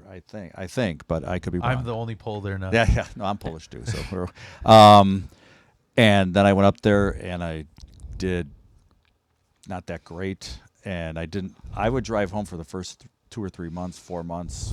Why am I doing this? Because I'm not getting any better in that. And then I took an improv class, and Where was that at? West Side and Wheaton. Really good. It was like Okay. like $190, and I can't point to one thing where it's like, oh, this clicks for stand up, but subconsciously I know it definitely helped. Yeah. And they let you do a show after when you're in the first class. Sometimes you got to be in the second or third class. Yeah. I have respect for. I know there's a big battle between some people in improv and comedy. I have all the respect in the world for improv. I mean, that's live without a net, So Well, because that's like if you're naturally funny, improv is going to be the way to go, right? I think improv's easier. It's fun, it's therapeutic, but I have more respect for stand up in my opinion. The one thing that's quotes easier is you don't have to have material prepared, so you're Yeah, not like yeah. Right. so that part's A lot fun. of crowd work, things like that. Yeah. But when you're good at it, I mean, I've seen improv shows where the people, it's just as funny as any stand-up show. Yeah. But yeah, there's the thing where you don't have to prepare. So that part's nice. But I mean, the Curb Your Enthusiasm, that blows me away. That show is so good, and they just have bare minimum outlines. And Yeah. they go from that. Yeah. There's no script. Yeah. That's how good those people Isn't are. that kind of what they did with Seinfeld? A little bit, but Yeah. definitely more with Curb Your Enthusiasm, I think. is Absolutely. Yeah. But Larry David is just another He's with both, yeah. he's another fucking Yeah, another it's the realm. weirdest But he thing. was not a good stand-up. I mean, that's the thing. I shouldn't say he wasn't a good stand-up, but he didn't like the stand-up lifestyle. He would get so mad on stage if people weren't laughing and that. There's things I read and that kind of stuff. So, but he's I obviously actually- brilliant. I weirdly I never liked Seinfeld, but I told me that, yeah. but I love Curb Your Enthusiasm. I fucking Well, so Seinfeld, the show I thought was decent, but the reality is like I don't think Seinfeld as a comedian was funny. I didn't find him funny. I thought he Really? was I thought kinda boring. his stand-up's better than the show. Really? I think I it's don't like him. honestly. I think it was the laugh track that's what made it a little bit cheesier, or maybe I don't know. But Did Seinfeld have a? I But mean, the they were concept in of front the of a show is live audience. no, I'm but- saying like the show the TV show had a Did laugh they have track. it did? Yeah, Because they filmed in front of a live audience, but they enhanced it with the okay. yeah. I'm amazed that, I mean, he's considered one of the best current comedians, but like you say, you don't like, or you like his stand up, but I've run into people who don't like his stand up. Yeah, I don't care for it. And that's why I don't lose sleep over if someone doesn't like my stuff. It's like, okay, someone as good as Seinfeld, who's literally a billionaire from his comedy career. Yeah. And so there's people that don't like him. That's You know, what- don't worry about someone not liking But do you think your do you silly think stuff. that his money is mostly based on the show? Yeah. Oh, definitely. Yeah. So because his stand up, I mean, he was well known, right? He was respected, but I don't know that some of the greats really talked about him as far as like anecdotally, because they would talk about like, you know, like especially when you're talking about the Comedy Cellar, they would be talking about like Patrice O'Neill, well, because a lot and of some of these people- greats, but they didn't really talk about him. It's He was because kinda just it's because they considered him a established. sellout. Because a lot of people were like, "Yo, this is an art. This is where you stick with us, you know, with this group." And he was like, "All right, you want a sitcom?" And like, yeah, there you go. But they didn't do it with Louis C.K. Because I think he created his sitcom. Right. But Seinfeld didn't. It was Larry create it. David. He I was got just you. like, he I got got an you. offer. Because Yeah. the Louis the show the Louis first Lucky Louie was great. It's a great fucking show. Mm-hmm. But then when he made his own show Louis, that shit was hilarious. I fucking loved it through and through. Yeah, I thought wish the I would entire have followed series. it more. I've seen some episodes. I wish he was one of my union guys. Because if he asked me if Oh, God. he's gonna rape me in the ass, you know, I'd be like, Okay. Don't have to ask "Can I open twice. up for you?" Yeah, exactly. Don't have to ask twice. What would you say was the first bit or joke you wrote that actually had an impact? That people liked. Well, it was right after Kevin Spacey got in trouble, and so I said, you know, I'm as nervous as a parent finding out Kevin Spacey's a last-minute substitute counselor at camp, you know, that kind of stuff. Yeah. But that was the only bit in 5 minutes I had that was remotely funny. So it was definitely a slog. I mean, I feel like I'm playing with house money. The reason I got involved with comedy, you know, I'm not trying to get a Netflix special, any of that. I mean, I'm doing things that I never thought I'd do. Some of the clubs I've been fortunate enough to play at. But I was so bad in the beginning. And like I said, I would drive home and wonder why I was still doing this. And, you know, of course, being an older person, too, and all the young people now, comedy is a huge part of my social life. I mean, I did a mic Monday night, the new Robert Hecko mic out in Woodridge. Shanahan's or something. Yeah. Yeah. And it was great. I mean, so many of the people turned out for it. And after the mic, I hung out till like the bar closed at 1, and then we kept talking out in the parking lot. And I'm like, it's 2 o'clock in the morning, you know? And I don't drink. This is like I'm just having fun talking comedy. I could do it all day. Yeah. So I got into it because I like to get out of my comfort zone, and certainly comedy is where you do. Yeah. You know, I gotta say, like, I know this is gonna be the hacky podcast about open micers talking about how much they me as an open mic. Oh, it's such a great scene, but really, like, out of all the scenes that I've been involved with, like, because I came from a music background, I played music for like, I mean, I started playing a guitar when I was in 3rd grade, but I've toured with a band for like 10 years, and like comedy, it's like the more you think you won't fit in, the more you fit in. That's what I fucking love. Oh, you've been doing this for about 4 months? Yeah. Yeah, you'll get jaded. Okay. Don't worry. I know, yeah. I know the jaded will come, but I feel like I've never felt like that sense of belonging. Like when you're in, like, whatever it is, whatever like I played football, but I never fit in with fucking jocks because it was like I didn't give a fuck about watching football. Right. Or it was like I was a metalhead, but I never fit in with metalheads because they want to be angry and depressed all the time, you know? And I'm a goofball. So it was like, and especially even like with music, like when I played music, I did play metal, but I also was in a band that I still write music for that's like psychedelic, alternative 90s rock. Right. And so all like the hipsters like that, and they're pretentious as fuck and backstabby. Like, you know, there'd be bands that get booked right away for huge bands just because they all know each other and they work at coffee shops downtown, but they fucking suck. Yeah. Well, You know, like I had Networking.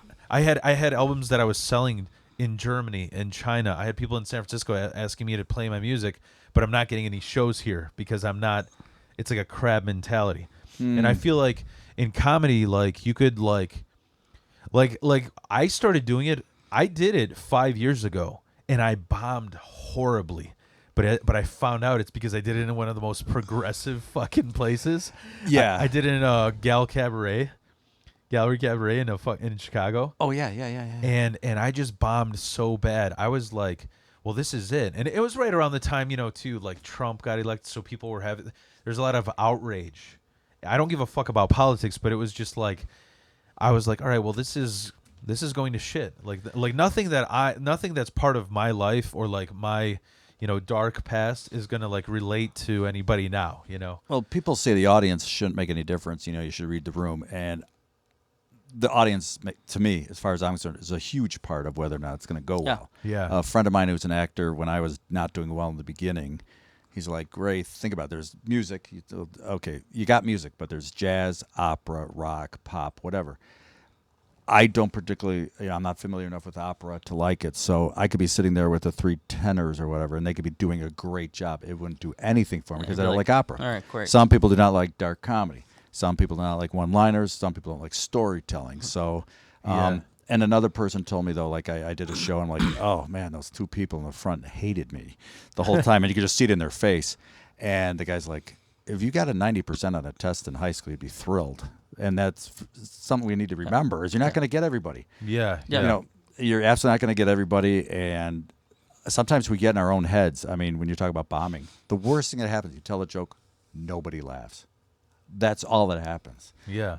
It seems people's like, oh my God, I don't know what I'd do if that happens. Like, well, I got enough practice at it that, you know, and like Jeselnik says, if I tell a joke and it doesn't work, not only was it not funny, but I'm an asshole because he does dark stuff. Yeah. And that's where I was coming off in the beginning because I'd be trying to do dark stuff. And it's like, It's probably one of the main dark who the hell guys. are you? Who the hell are you? I like doing that Jeselnik stuff? a lot. Yeah. Who do you think, like, so when you started off, I know you said you started off like doing, you're trying to get out of your comfort zone.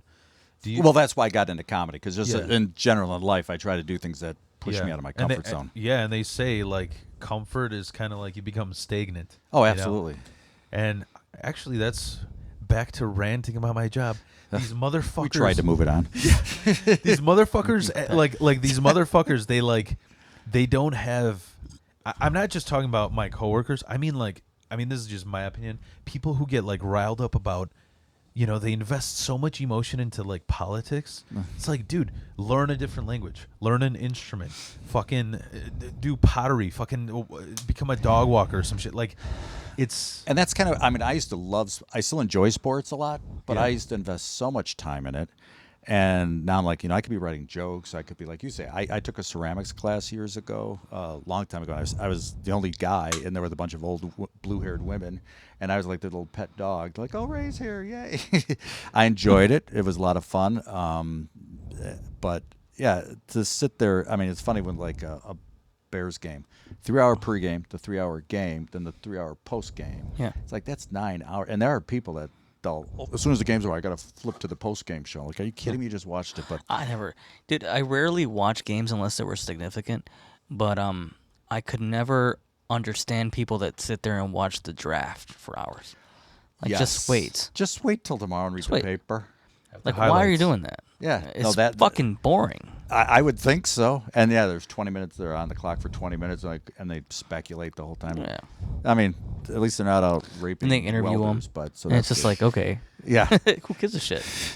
Do a speed run. I want you to do this draft like your car's double parked. I know you like started off with. You said like because you want to get out of your comfort zone. Who do you think like if you gave like a top 3, top 5? Who do you think like inspired you? Wow.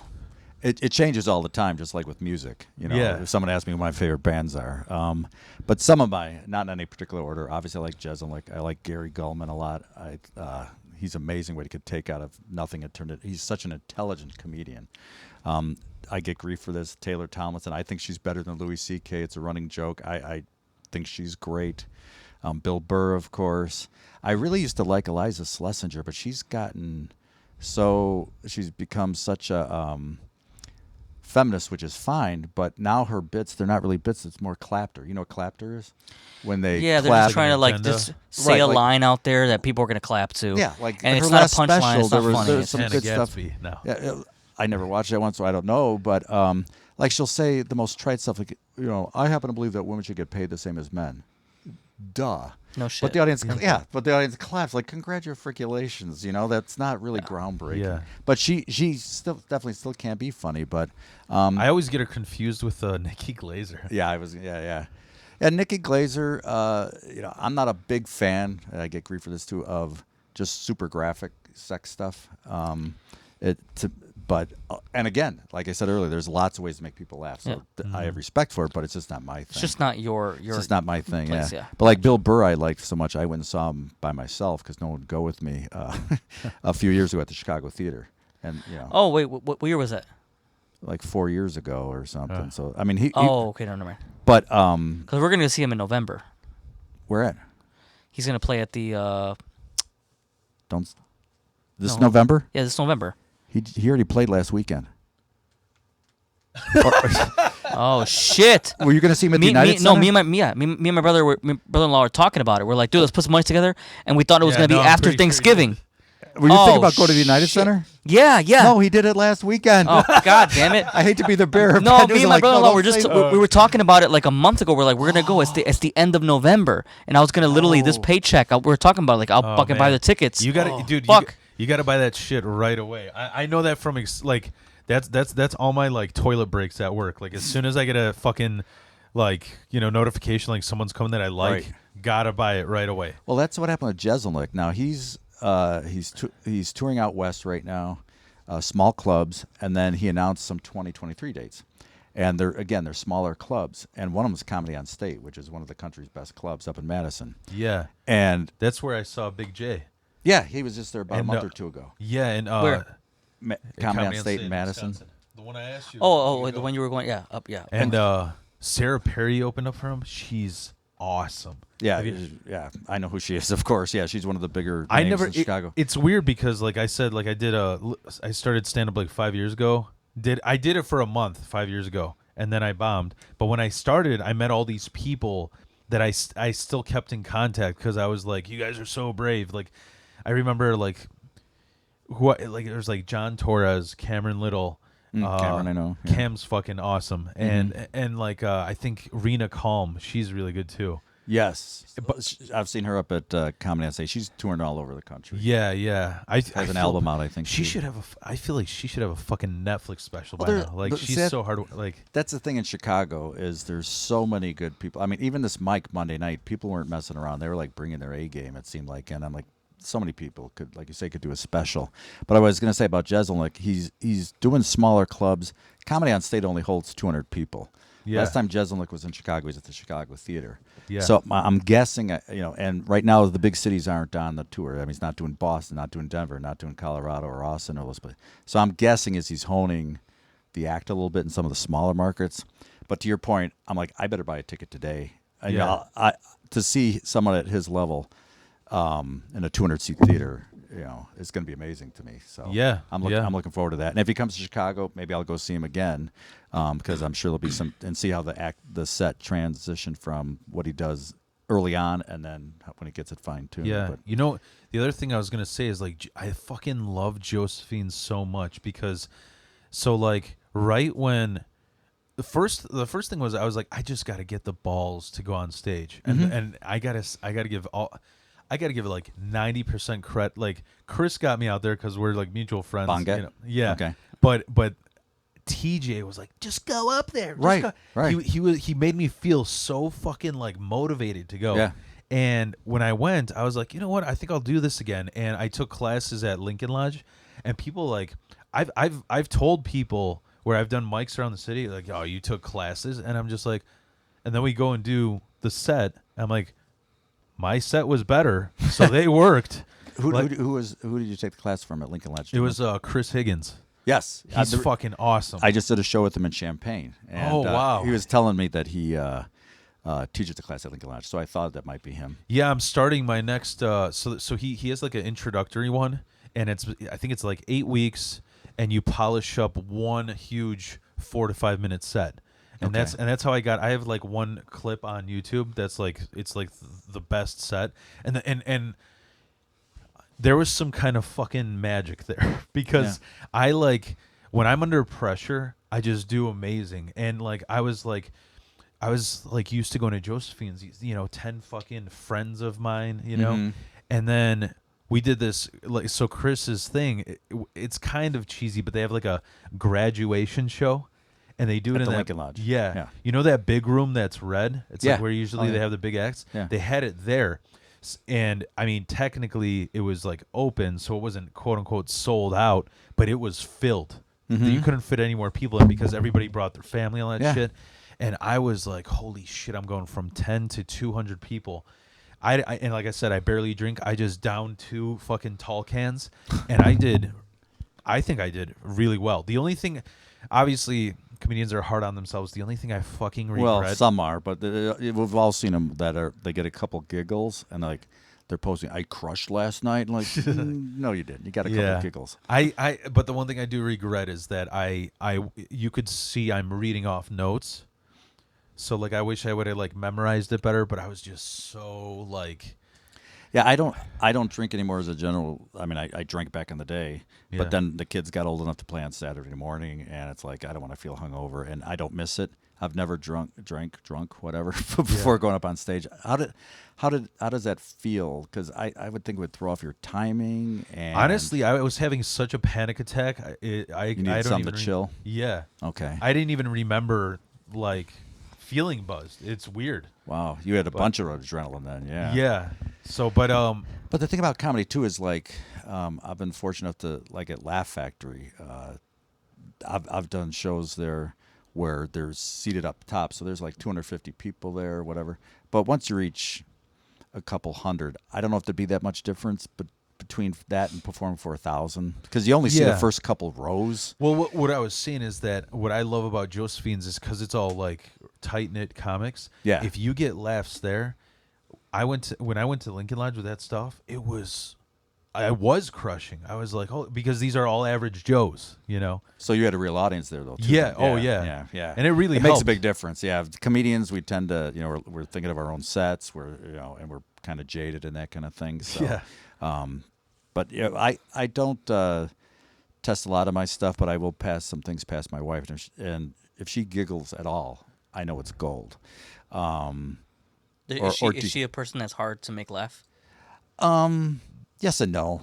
I mean, there's like, I get what you're saying. Some people are super easy to laugh, and I can't test anything on them. They're giving me a fist bump. I'm like, they'd laugh at anything. Like I have a friend who likes any kind of food, so when he says, "Oh, you got to try this place," no, I don't have to. Yeah. But no, I mean, I enjoy it, and once you get a taste of being at a few decent places, you want more. And I think right now, for sure, definitely the climb is, doing bigger and better things is the fun part. Yeah. And hanging out with the people. But definitely there's just as much backstabbing in comedy as there's in music. Trust me. Yeah. I kind of wish I had more people I guess the people that I like that are good at Joe's, because I kind of started there. Mm-hmm. I wish I got a little bit more feedback, In what way? In From the audience, what am I? or? Yeah, from the comedians to be from like AJ or Chris or. Do you ever ask for it? I have. Okay. I think Dan, the one that wears tie-dye shirts all the time, he's given me a few pointers and Is stuff. that McCarty? No, No, that's no. the other Dan, the one that's skinnier, and he's also one of the hosts. I haven't been there with the new group, so. But he they've given me a few pointers and stuff, but I wish I don't know, maybe it's just a natural process. Well, they talk about how it takes 7 years to find your voice or something. Yeah. Maybe that's true. I don't know. But you could still have a lot of success before you hit that 7. I'm like, okay. I started at 56 years old. So I'm like, okay, if I have to wait till 63 before I get any success, screw this. You're at 4 now, right? 4 years of it? Yeah. Yeah. I've been doing about 4 years, including the pandemic. Do you think there's what's the worst maybe heckler or craziest? Do you have any crazy stories I don't get heckled a lot, and like anybody else, I have things in my pocket to use. The biggest thing that happened one time. I've had one of those coworkers tell me that they got something in their pocket to use on me. I'm getting PTSD now. Yeah, exactly. But one guy, I did a suicide joke, and he had a family member that had killed himself, and he physically wanted to fight me afterwards. And thankfully, I had another. Thankfully, I had another show to go to, and I don't fight. I'm like, yeah. I said, I'm not getting involved. Okay, it's a joke, Yeah. And as soon as you apologize, then it's like it was real. I'm like, I never apologize, because then it's like that means you meant it. Yeah. It's like, I'm sorry. I'm sorry I said that. Like, no, I'm not. That's why I say, as long as God's cool with it, I'm cool with it, we're good to go. Yeah. And I've actually had people, I do a joke about my twin brother dying in utero. I don't have a twin brother, but about his umbilical cord wrapping around his neck. Yeah. I had a woman come up to me and she says, "Oh, that joke about that?" I'm like, "Oh, here we go, another complaint." She's like, "That was hilarious. My brother's umbilical cord strangled, wrapped around, but they saved him." And she said, "That was too bad. They saved him." But and I'm like, "Oh my God." So it's like, okay, I'm just joking. You just said it's too bad your brother survived. So a lot of,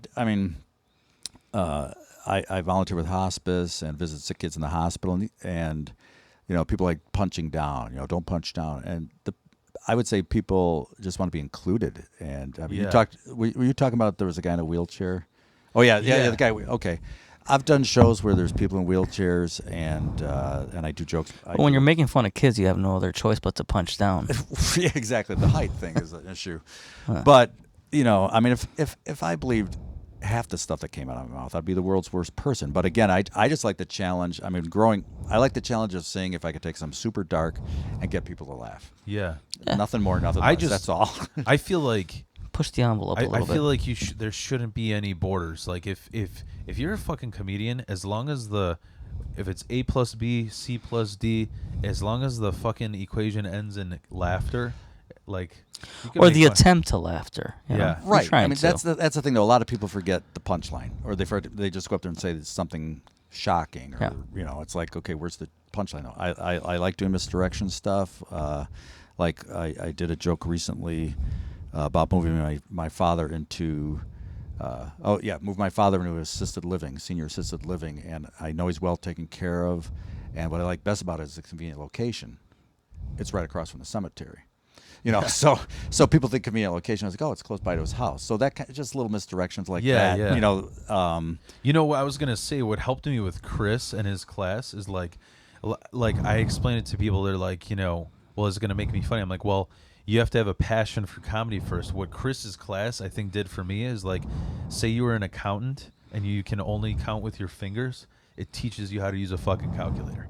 Okay. It teaches you how to organize your thoughts, because I just I'd be at work and I just have my first 2 cups of coffee and I'm just, all right, I got 1,000 premises that I'm gonna write down, but I never used to like web them out, you know. Right. Well, yeah. And What if Uber had a hearse? Yeah. Right, you could save a lot of money. Just thinking about you know, that. You don't like this guy. Can you just take him away? You know. Like, you just handle this.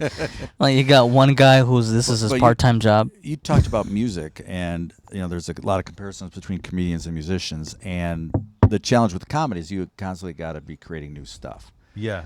Whereas musicians, like if you're Led Zeppelin or any popular band, you're going to play your songs and people are going to love you. But by the same token, if I'm Jimmy Page and I'm playing the opening strains to Stairway to Heaven, like, put a bullet in my head. I mean, how many times that poor guy played that song? It's exactly how I feel. You know, like it's like. I mean, it's awesome that Imagine like musicians, like you write an album, right, and then you got a tour for like imagine saying your same bit from 4 years ago for that many years. So I'm curious. And not only that, because you're a musician, imagine people in the crowd cheering you to do that old bit, and you're like, no, I got new fucking material. You know? It's the lighter with Freebird. It's like, yeah. play Freebird. When you go and do bits and you go at different places, do you add a new flair to it, a new perspective, or do you word it differently to try to keep it from being boring and repetitive?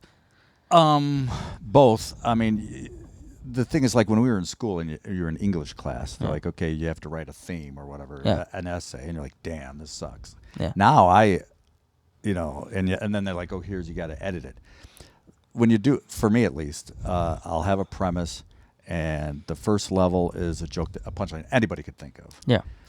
Second level, okay, now it's separating the wheat from the chaff. But in the third nugget, when you get to the third one, it's like, okay, now this is getting to the good stuff. Mm-hmm. So a lot of times they're always involving with new tags for sure. One of the funniest things was like when I was trying to, I'm 4 months in only, but after taking these classes, Chris is like, you got to find your voice, and I was like, well, at that time I was like still really into like black metal and Satanist metal, and I was like, I wrote like 5 pages of stuff on just black metal, and then I like presented to Chris, and he's like, who's gonna relate to this shit?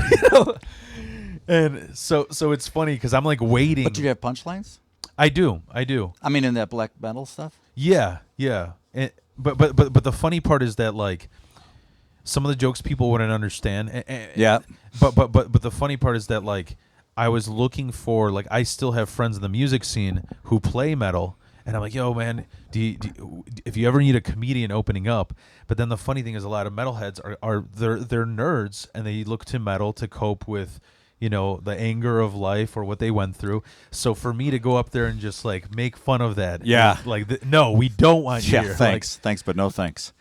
I can't name speed metal bands or anything, but I like that music until the singing comes in. I can't stand the singing. It's that growl. But music-wise, it's awesome. Yeah. Instrumentally, they're incredible. Exactly. But then you get to that point, and it's not. If you don't like that style, you're not gonna like it. Plain and simple. And that goes to what I was saying earlier with comedy. If you like storytelling, you may not like. If you don't like the style of comedy, you're not gonna like it. Yeah. Well, dark humor is a very niche, niche fucking market there. It is. I almost started having anxiety the other day because I'm like, I don't think I can ever write a clean. I literally am not capable of writing a clean joke. So what I did early on was I challenged myself to write a 5-minute set that wasn't dark. And someone was telling me the other day, they're like, I remember when you did that. And it was just as funny, but I just don't, at this point, I mean, maybe 5 years from now, if I'm still doing it, I'll be doing more of that. But right now, I don't speak to my truth or anything. I have a very normal life. I've been married for 37 years, 3 normal kids. I'm very lucky that way. I'm very fortunate. But that's why I say if people think they're learning the real me from my comedy, there's no way. Yeah. I overshare way too much. That's my problem. I mean, if my stuff was interesting, I wish I could be a storyteller because I do pretty much one-liners. Yeah. So when I did 30 Minutes in Champagne a couple of weeks ago, I mean, how many jokes would that have been? I do 3 or 4 a minute or something. So I got to remember like 120 jokes. I wouldn't have thought that you were a dark humor guy. You came here very clean cut. Exactly. You got the Steve from fucking Blue's Clues shirt on, stuff exactly, like that. Exactly. And this that's is a good guy right here. He's a nice guy. And that's part of the fun. So I go both ways with the way I dress on stage. I mean, one of the rules is you shouldn't wear anything that's distracting from your comedy. Yeah, I've heard Which that, is and what? I'm wondering if I should change that. Well, Is that like an overall rule, or?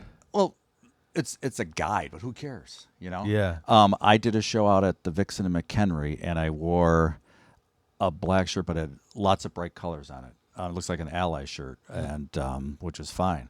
But it was so bright, a friend of mine was laughing so hard. She goes, "What the hell do you have on right now?" But here's the thing. After I was done, people they were talking to her. Some people after the show wanted to meet me, which is flattering beyond all get out. But they're like, I can't remember the guy's name, but the guy with the bright shirt. So they remembered you by that. They remember me by that. So I'm like, okay, should I just go against my stage persona and just dress bright? Because some people have definitely told me. I did a show at Zany's, and they came up to me afterwards, a couple audience members, and they're like, okay, you came up there with a nice bright shirt on. You look like a normal dude. And then you're like, the first joke is, so when I, killed a baby or whatever, I do a dark joke. And they're like, we did not see that coming. So it sometimes kind of helps. But yeah, I'm sure because I'm older, the way I look, they're expecting a bunch of dad jokes. Yeah. So It's funny. I actually did a bit at Joe's recently, and there was this one kid. I see him once in a great while. I forgot what his name was, but I think it was Andrew. But I saw him there, and I was doing this bit about. I'm still working on it, but it's basically about how when I first learned how to jag off as a kid, and how it's a true story. It was how like. It pissed me off because I had to go from it being motivated by horniness to my mom getting beat up by my dad. So it was my coping thing. Oh wow! So I was just like, God damn it, Mom, not again. And I was doing this whole thing, and it was a lot of exactly what you're doing in the car. I'm not moaning. I just feel bad that's how you had to cope with it. It's like there's a lot of socks in the laundry. Yeah. Your mom's getting beat to hell. Yeah, but I was doing this joke, and I was talking to this kid afterward, Tube like stocks that stand on their own. I was trying to ask like for some pointers afterwards, and he's just like, dude, if I were you, I would say, I would do jokes about how much of a pussy you are. I'm just like, what do you mean? Why? He's like, because you're a scary person. Mm-hmm. And I'm like, yeah, I guess I wouldn't know what to do. I mean, I guess like, at the end of the day, you got to do stuff you enjoy doing. Because I have done what I call warm fuzzy sets, and like I say, they get laughs, but it's not as much fun to do. No. And at this point, like I say, a couple years from now, it might totally change. But I have carved out, like you say, Pee Wee's like, oh, yeah, that's the dead baby guy. Yeah. So I'm known for something. But you know what? When you were talking about like the process of how you write a joke, one thing that I realized that I started to do just spontaneously was I've tried to do like, I have like setup and punchline. In between all of that, I try to have one line where I involve the audience. And the funny thing is, when I first did that is when I got probably the one and biggest heckle I ever got. It wasn't even that big, but it was just this bit about. I could even say it because I don't even say it anymore because it's more just dark instead of funny. It was just I go, I'm a guitarist, so I was going through all my Guitar Worlds. I'm like, why the fuck is Eric Clapton on all of these? Like, what the fuck is Eric? Like, I get it. Jimi Hendrix, Jimmy Page, Buckethead, whatever. Like, I like love them. But Eric Clapton, what the fuck is he famous for? Like, I couldn't think of anything. I'm like, oh yeah, Tears in Heaven. And then I'd go to the audience. I go, do you guys know what that's about? It goes, if you know my name, would I see you in heaven or whatever? Like, or if I saw you in heaven. If I saw you, and I go, that's about him doing way too much coke and his baby falling out of his third floor window because he's coked out. And you know why that's funny? Because if he goes to heaven, babies can't speak yet. How would he know your name? And then I like pause and I go, oh yeah, never mind. You know what's funny? That a cokehead thinks he's gonna end up in heaven. And like there was some person that's like, what are you talking about? He's one of, and the funny part was they screamed, he's one of America's best guitarists. America's? Yeah. So I was like, that's all the right. intelligence of the audience you're dealing with sometimes. He's one of America's best. I think he's from England. Yeah. Cliffs of Dover, was that here? No. By the way, related but not related, Eagles so overrated. Eagles, so yeah. Fleetwood Mac. I think Stevie Nicks is so much better. I liked not all different kinds of music, but I think Stevie Nicks is so much better than what she did with Fleetwood Mac. Yeah. Give me that stuff straight to music. Eagles, same. I know I they're very thought popular. I thought Stevie Nicks was just like 80s pop, wasn't it? Right? And Fleetwood would Mac say- was more folky.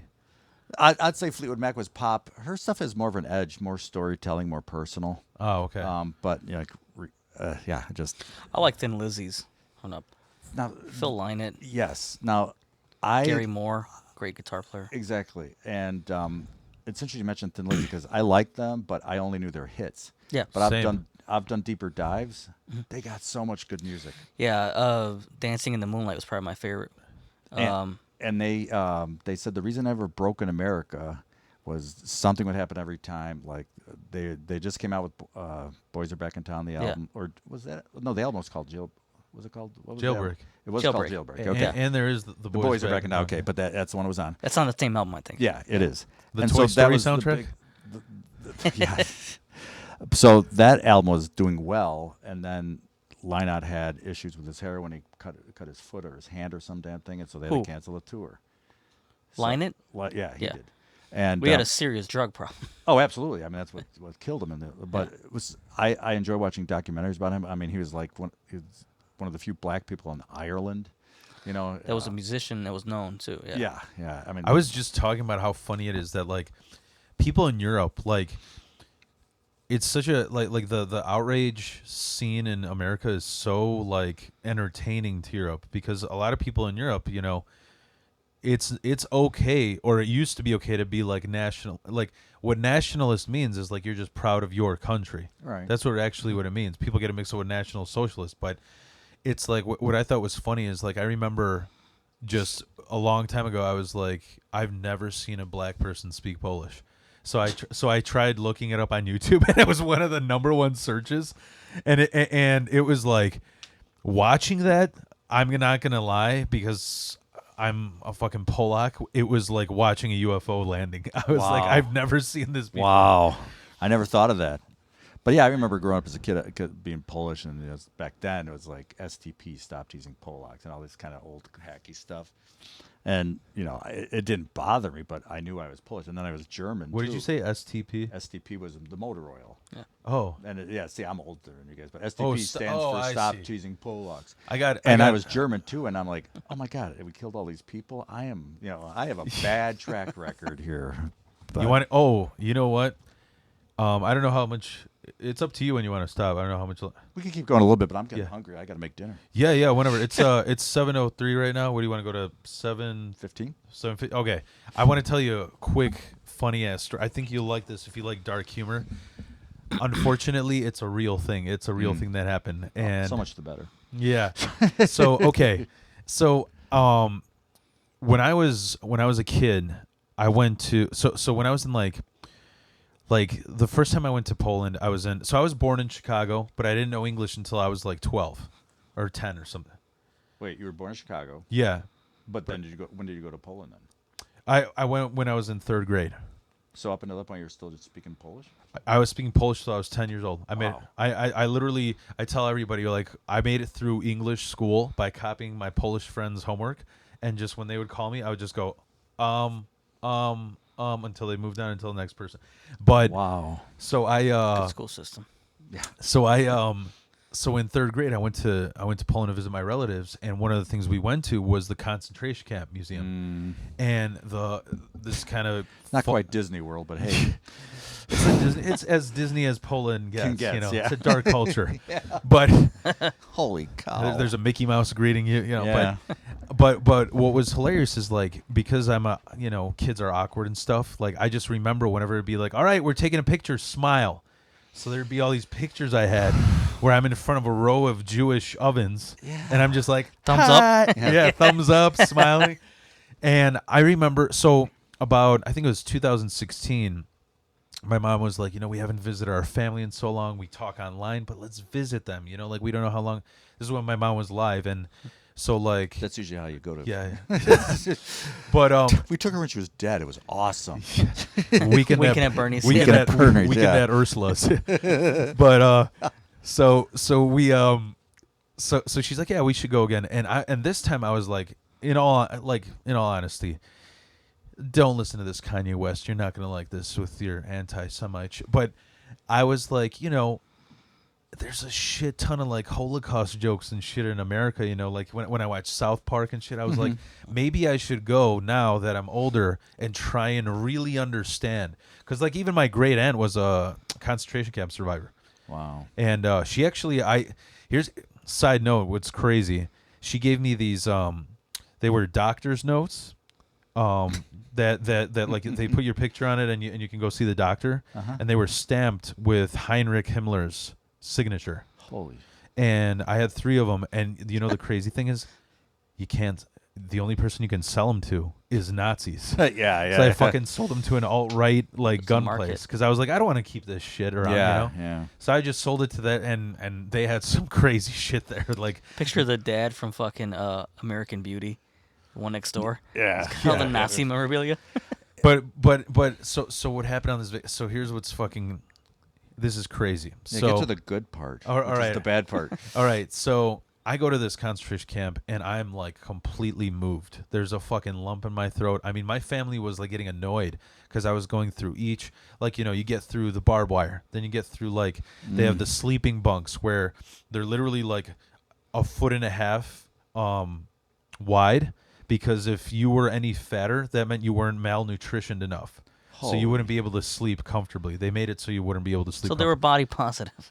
Yeah. They were ahead of their time. There you go. It was like going to. It was Good like guys. It was like going to a camp for supermodels. Gotta be bulimic. But so I'm going through all these things, and then so then we go to like there's the showers and all that stuff. So then here's the thing. One thing about Europe. I mean, part of the reason why you got these protesters throwing shit at paintings. Europe has a much more like, if you do something disrespectful, you don't just go to jail. They beat the shit. They Rodney King your ass. Oh, I thought they were doing that because we had a surplus of tomato soup. But what they what like What do we do with it? what they were fucking like. What I'm saying is like, in Europe, a lot of things are out in the open. You go to you go to a museum in Chicago. It's behind a plexiglass, and every gang member has their tag with the diamond ring tagged in. But in European museums, it's right there. It's right there. It's all out in the open. So Wow. So I went. So the last part of this Holocaust museum, this is where the good part is. They had it was like as long as a school bus pile of all the shoe soles that were burned in the ovens, and I'm sitting there and I'm like, I don't ever like. I was getting like teary eyed. I'm like, I don't ever want to fucking make a Holocaust joke ever again. I don't ever want. But you know what? What can I do to bring with me to not ever do this? It's not like there's a souvenir shop or anything. Yeah. So no one was looking, and it's out in the open. I just grabbed a handful of ash, and I put it in my. It was of the soles, and I put it in my backpack. Now, what I didn't mention is before I went on this vacation, I was looking for backpacks just for my suitcase shit and everything. I went to Goodwill. Goodwill gets a lot of shit from like overstock from Target, so they had all these like. Like how hikers, they like that like military style. They had all these hiker bags that had a gumball machine on them. It looked like a gay pride backpack. It was just rainbow colored. So what kind of hiker wants a fucking gumball machine? So they're normally like $80. I bought 3 of them because they were selling them for $5. Oh, okay, gotcha. So I had 3 of identical bags. So I get back home. When I go on vacation, I like to take all these, like business cards and like little like ads, like snippets to remember the vacation. I forgot about the ash in there. So I put it in my closet. My other bag was I had 3 bags. One was the vacation one. The other one was a beach bag because you get fucking sand in there and you can't get it out. And then the third one was my welding gear, like my helmet and my tools. I went to work, and I was working at another fucking toxic place like this, and my boss was like, so here's what they had. They had a fingerprint scanner for the clocking machine. Okay. And it takes 15 seconds for it to process. Wow. So if you want to get clocked in before 7 a.m., Yeah, you better be there. you better 6:50. and there's a line of 50 employees. So I clocked in late, and that day my wife, she makes amazing homemade calzones. Yeah. She made one for me. I love fucking anchovies. Mm-hmm. So he goes, looks like you clocked in late again. It was this Polish guy, and I was so pissed. I just whipped my backpack against the wall. calzone and anchovies explode. My whole fucking backpack smells like a vagina permanently. So now I go home and I'm like, I need another. And this is like, well, this is 2 months after the vacation. I go home and I'm like, well, I need another backpack for gear. So I grabbed that one. We also weren't allowed to eat on the floor because we were making medicinal, like medical cabinets that we were welding. So they got to be sterile and all that shit. So what I would do is I'd fill the front flap with planter's nuts. And when the boss would walk away, I would just reach in and nibble. So I take the fucking vacation backpack. I'm sitting there welding. I reach in. I put it on my mouth. I'm like, what is all this ash? Oh, shit. Oh, my God. And I was like, all right. Was it kosher? I was like, yeah, exactly. I was like, job done. Now I'll never fucking forget that trip ever again.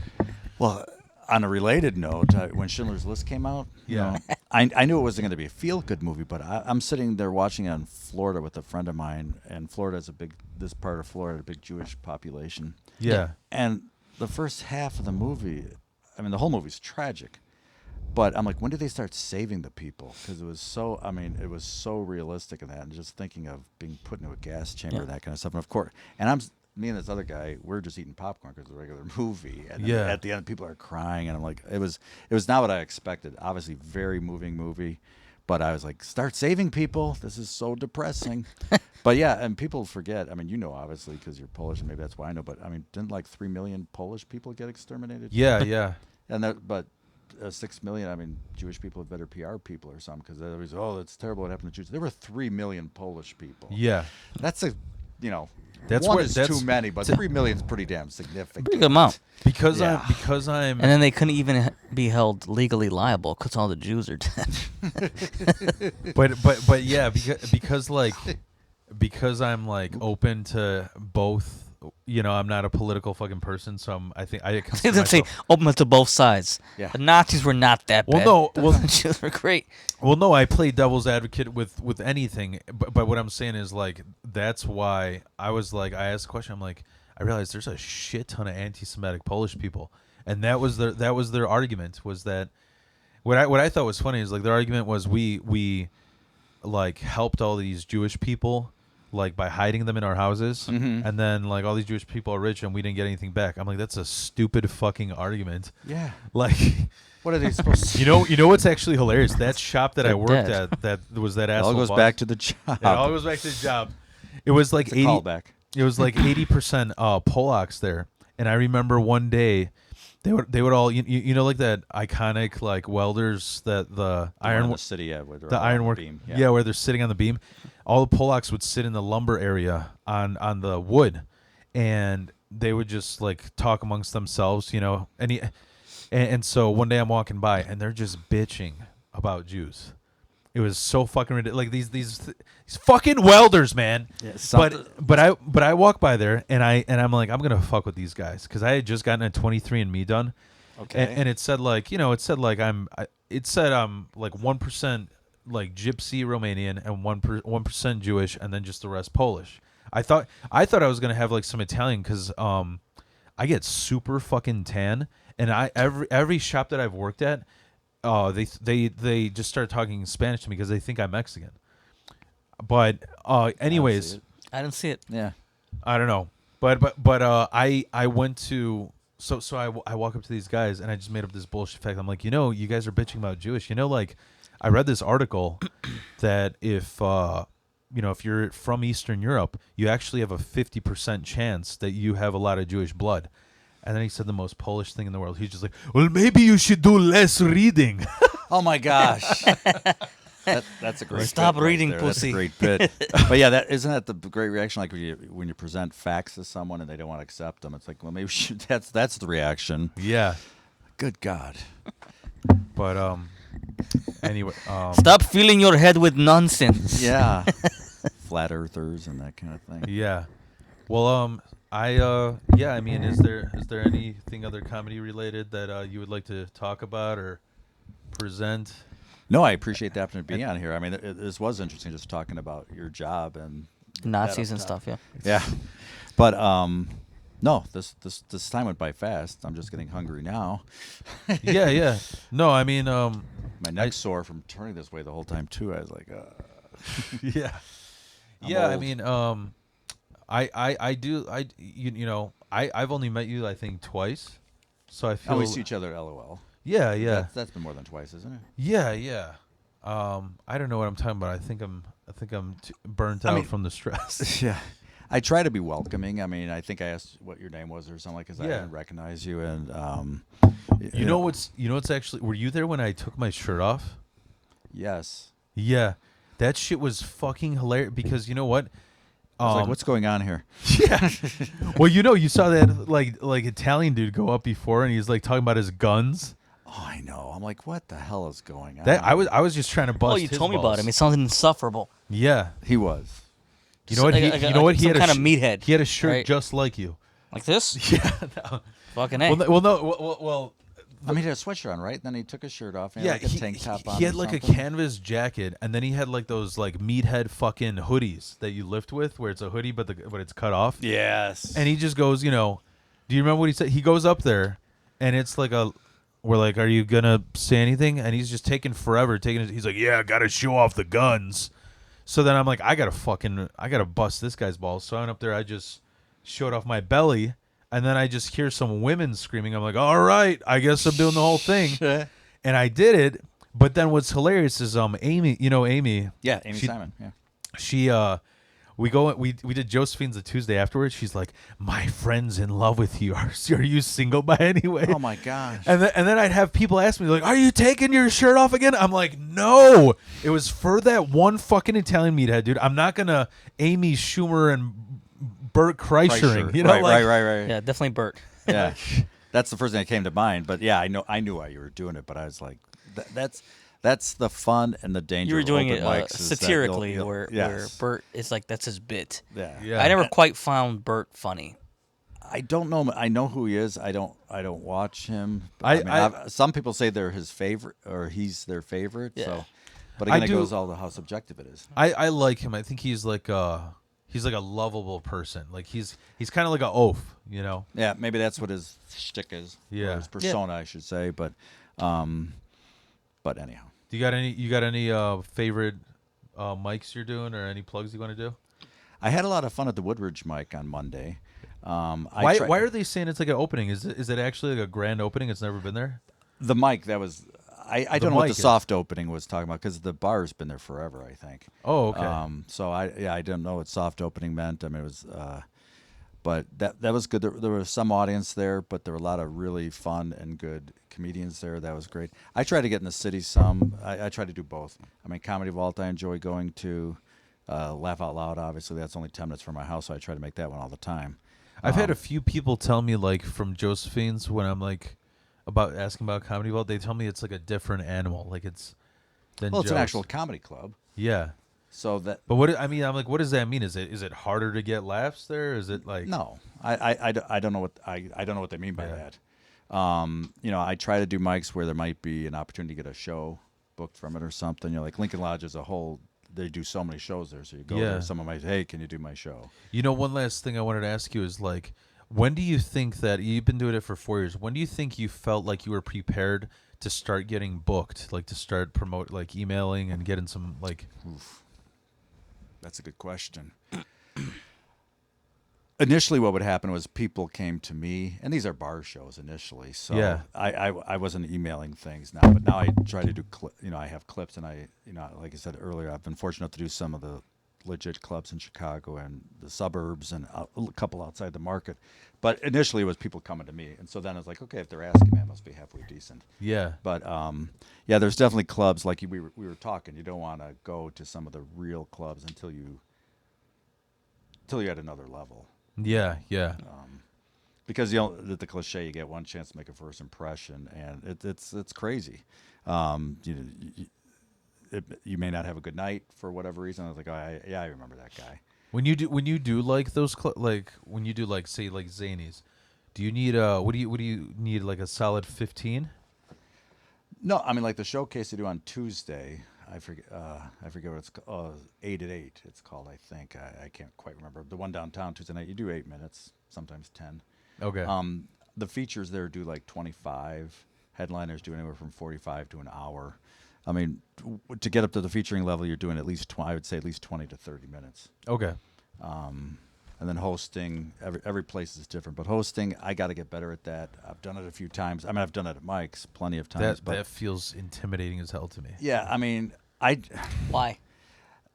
because a lot of times you don't do your own material. I mean, you're more the host of the evening, the party, You're kind of the cruise director, and you don't really do your material sometimes. You're like improvising on the Gotcha. situation. Yeah, And and it's different than like I know, okay, if I'm the feature or the middle, I know I can do my stuff and I know what's funny. Whereas here, you're serving the show rather than yourself, and so that's what I got to get used to. I think I should probably come up with a host set that's much different from my typical set, because I come in too hot and it's like it takes a while for them to get on board. yeah.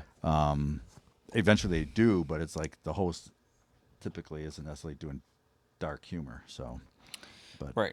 So you're kind of trying to prepare the you're just setting the table for the setting other the table people to for have the a good next guy, show. yeah. And might be breather room in between comedians too, like right. wherever the comedies are transitioning over now. Exactly. So, but it's great to do if you can, because there's money in it. And although I don't do it for the money, I don't do comedy for the money. I do it for the fun. And You're hanging fun, out yeah, with it's people. enjoyable. Yeah. I mean, there's no other experience when you have people laughing and come up to you after the show saying, "Oh, that was awesome." I mean, my son saw me once at Laugh Factory, and it just, as a parent, you want your kids still to think you're cool. And so this guy came running up to me, and I'm like, "Okay, this is either going to be going to punch me, or it could go well," and it went well. He said, the guy said, "Oh, you were really funny. You were my favorite." And my son's like, "Does that happen all the time?" I was like, "No." But for that moment, he's like, "Oh my, Really? that's cool." So there was Yeah. a one moment, so he has something to talk about Yeah. at my funeral, Yeah. whenever that is. But yeah, that was I mean, I guess we should wrap it. Is that Ray Wisbrock? Yeah, Is that how you say it? perfect. Ray Yeah. Wisbrock. There's people who've known me for longer, and I don't get worked up over when they butcher your name. Yeah. But I'm trying to do that. Like Sunday night, I was trying to get the names better, because that's a key part of hosting. You can't. That's butcher why I names. just did Wild Phil, because I'm like, no one's gonna fucking Well, it's pronounce in it. Lasecki, right? Well, it's like what's. I mean, funny, I don't need the old Europe Yeah, yeah. pronunciation. I mean, That's what's funny. I did a mic at like a really like progressive place, and they're just like, no, we want to know how you please let us introduce. I'm like, Philippe Lichetsky. They're like, oh, never mind. okay. Well, Phil works. Yeah. How do Phil. but is it the anglicized pronounce? Is it Lasecki, or how is it? I mean, what is your last name? I always told people it's Lysecki, but Lysecki, only okay. because that's what my like 5th grade football coach would scream. That's the way he would. I just remember him screaming that. He had those fucking Jeffrey Dahmer glasses, and then there's dip spitting everywhere. Lysecki, you're over the line, like. So, but that's what I went by. But yeah, thank you, Ray Wisbrock. Is there any anywhere online that we can like see your material? You got any like YouTube channel, Instagram?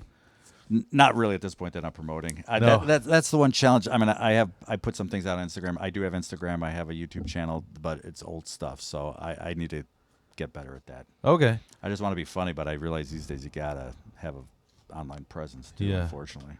Well, if anything, we'll catch you around the Chicagoland area. We'll Definitely. keep going at it. And thank you for being on the episode. If you ever want to be again, All right. Thank you. definitely.